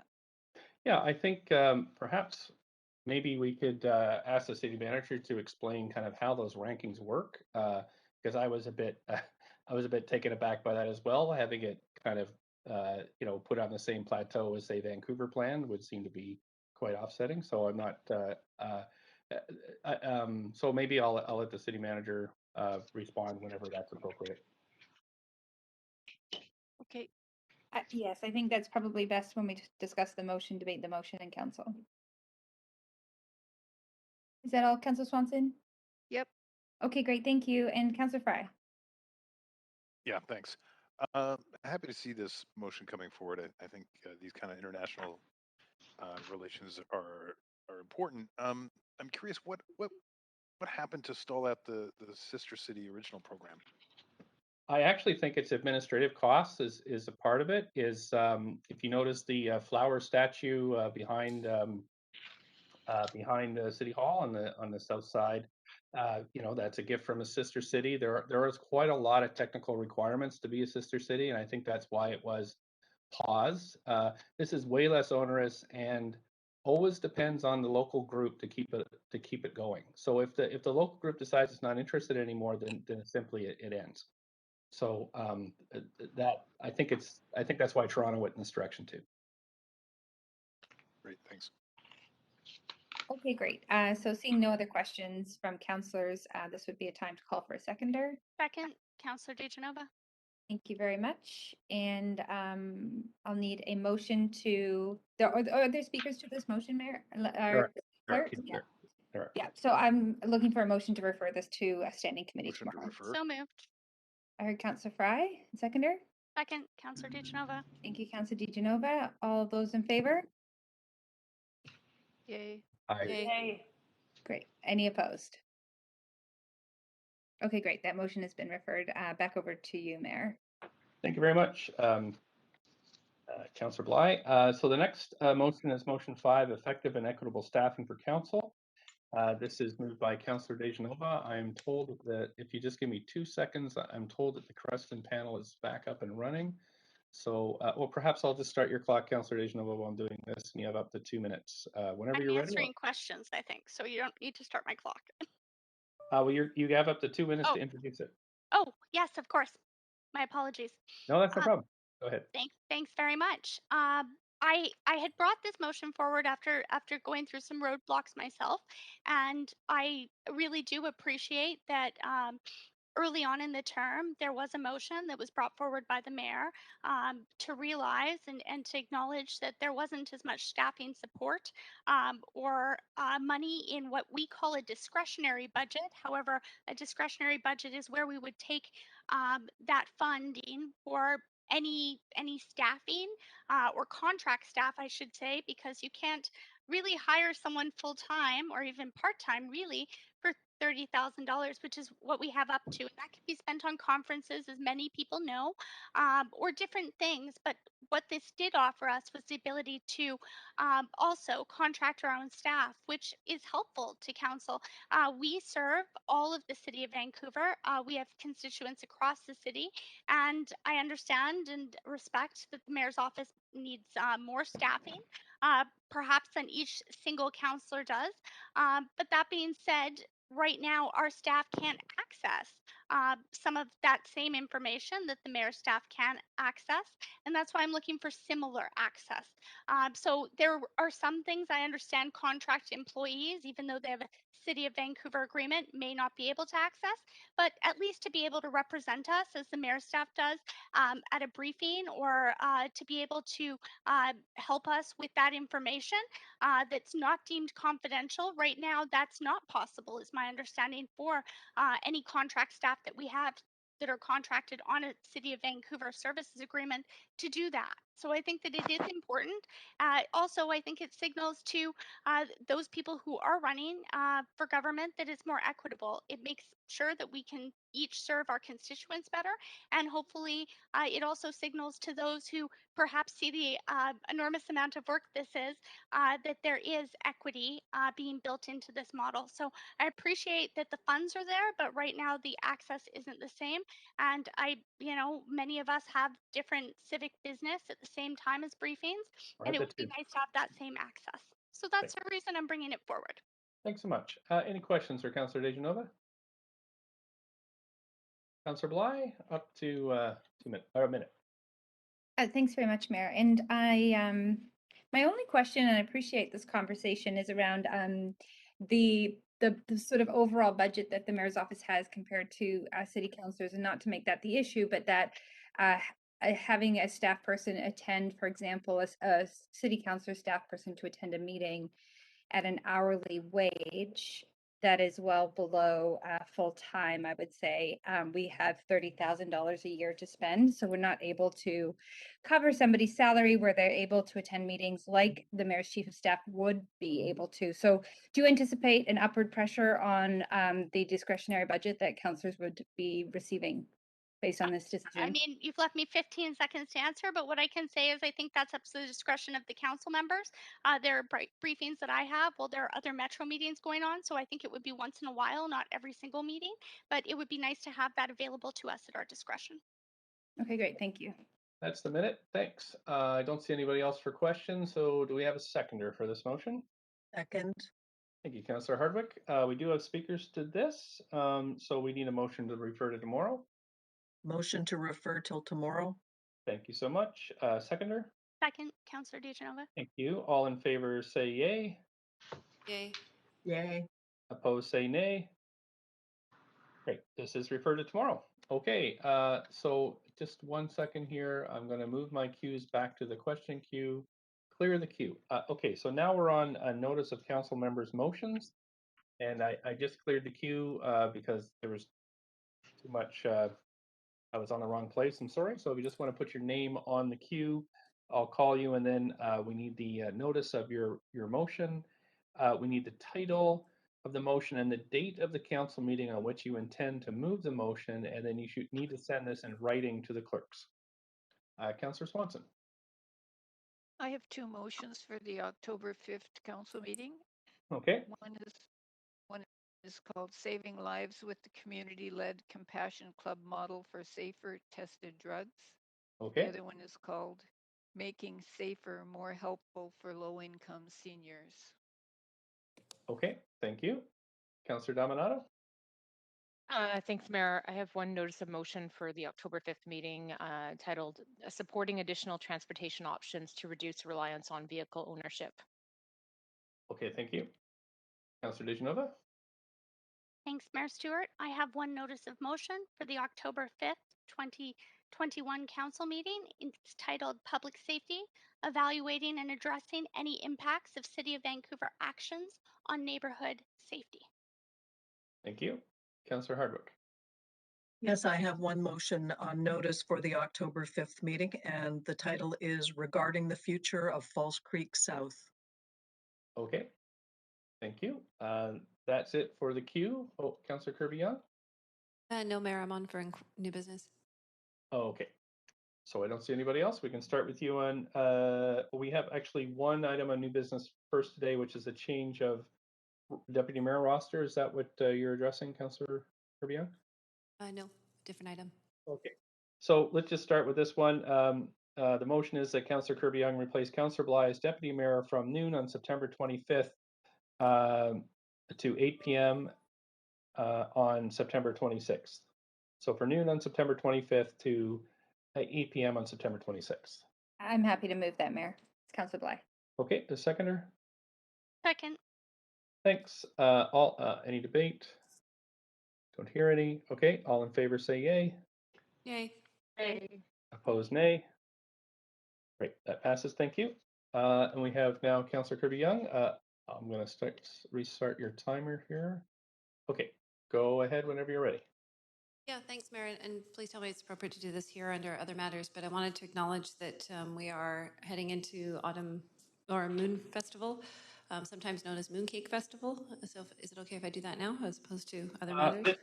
This is new business. So we usually do this one separately. So I'm just going to stop your timer here. Councillor DeGenova, do you have new business or are you inquiring?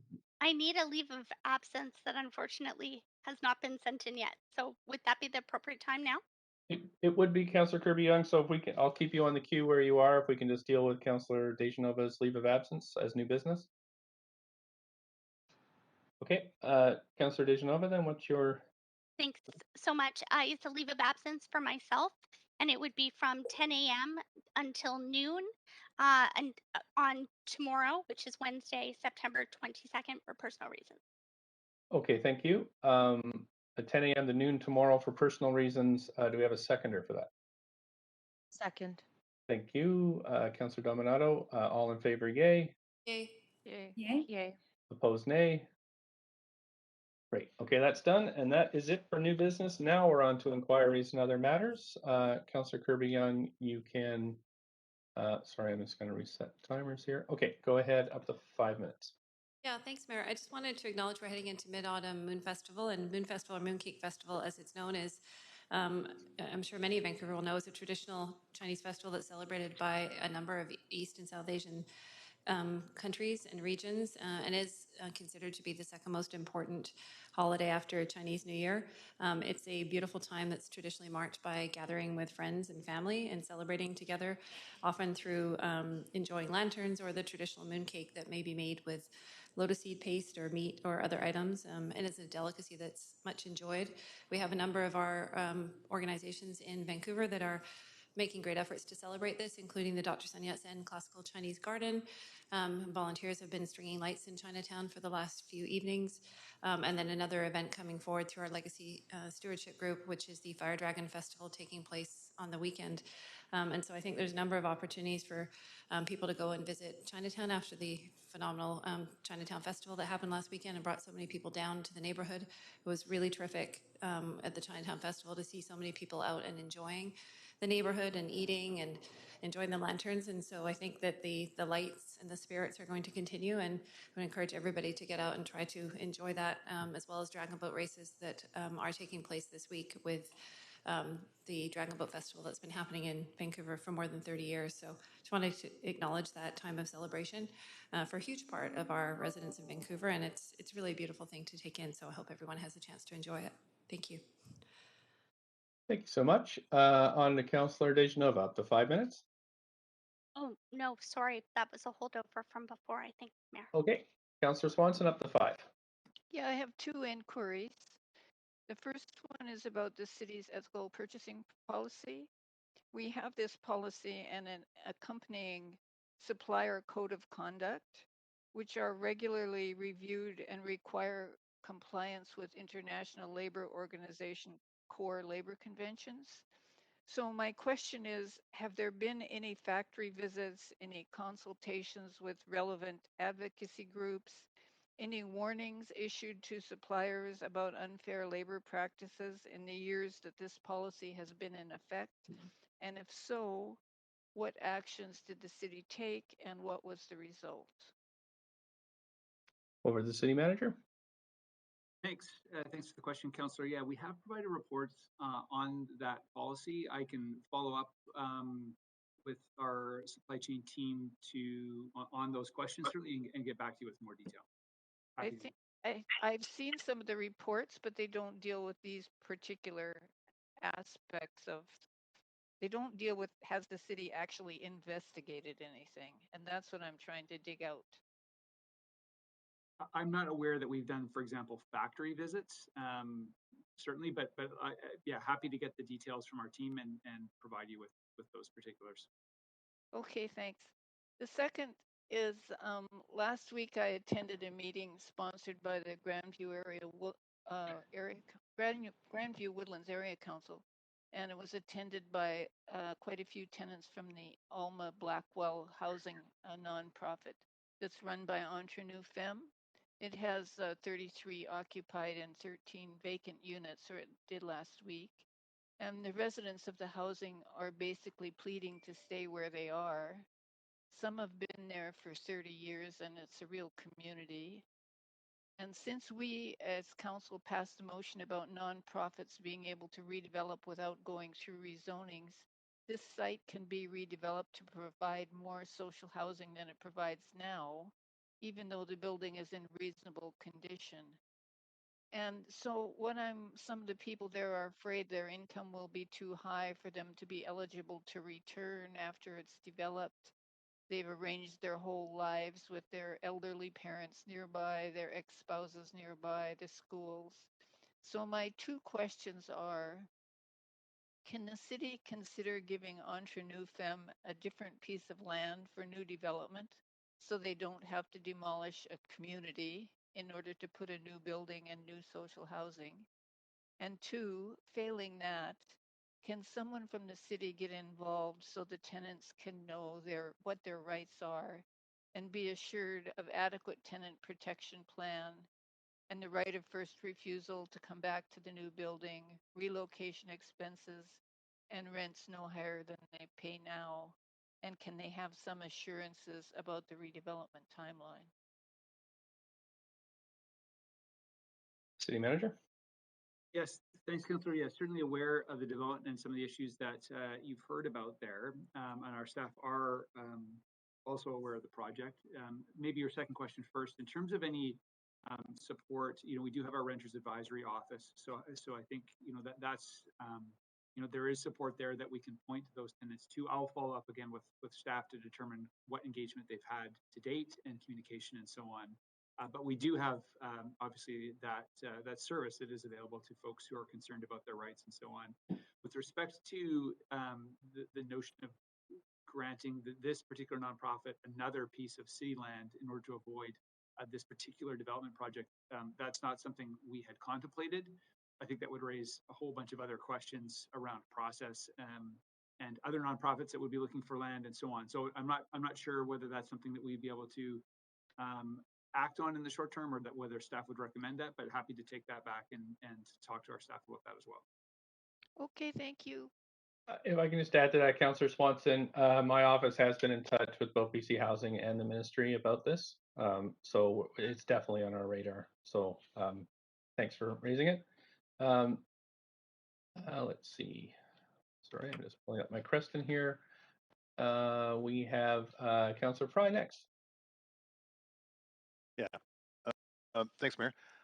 This is regarding some of the news that has caused a great deal of upset and anxiety for folks in Vancouver and around with the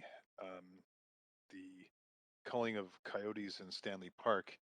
And back in April, this council unanimously approved the Don't Feed the Animals bylaw, which sought to look at our abilities within the Vancouver Charter to prepare a bylaw with some sort of specific criteria around the feeding of wildlife, and further seeing if we could amend our ticket offenses bylaw to create ticket offenses for intentional wildlife feeding. We know that it was reported by conservation officers that they were shaking containers of food to attract coyotes. So we know that, you know, in the case of Stanley Park, at least, people were intentionally feeding coyotes. And I'm just wondering where we're at with staff and a response to some of that direction from council around bylaws to prevent feeding of animals. Yes, certainly, Councillor. So that is work that we have initiated, where we've actually engaged some external resources to assist with that. Our law department has, for the city, our law department has identified some jurisdictional issues that we need to work with or work through here. Feeding of wildlife is currently prohibited under provincial law. So that's an issue that we're working through. I can also advise that the park board is also looking at its bylaws, and of course, to confirm, any bylaw the city would pass would not apply in parks, so it wouldn't address the issue of Stanley Park. But park board is very much, of course, seized with this issue. They're also reviewing their park board bylaw and looking at possible different enforcement mechanisms that they might use. So it's definitely live on the park board side, and it is work that's underway for the city as well. Okay, thanks for that. No timeline of deliverables or anything though. Staff are looking at for a city bylaw and a report back to council. Staff are currently looking at either year end or early into the new year. Okay, thank you. Okay, thank you, Councillor Carr. Yes, thanks, Mayor. And I note that in the introduction to today's meeting that you did congratulate the political parties and leaders in the election federally that concluded yesterday. I just wanted to take a moment to actually congratulate those members of parliament. You mentioned some, but the members of parliament in this city. And so from Vancouver Centre, Hedy Fry, Vancouver East, Jenny Kwan, Vancouver Kingsway, Don Davies, Vancouver Quadra, Joyce Murray, Vancouver South, Harjit Sajjan. And I'm hesitant to name one name because Vancouver Granville has been flipping. I've been watching it back and forth between the Liberal and the NDP candidates. So maybe I should just congratulate at this point Anjali Appadurai and Talib Nur Mahmood at the same time, because I don't know where that's going to end up.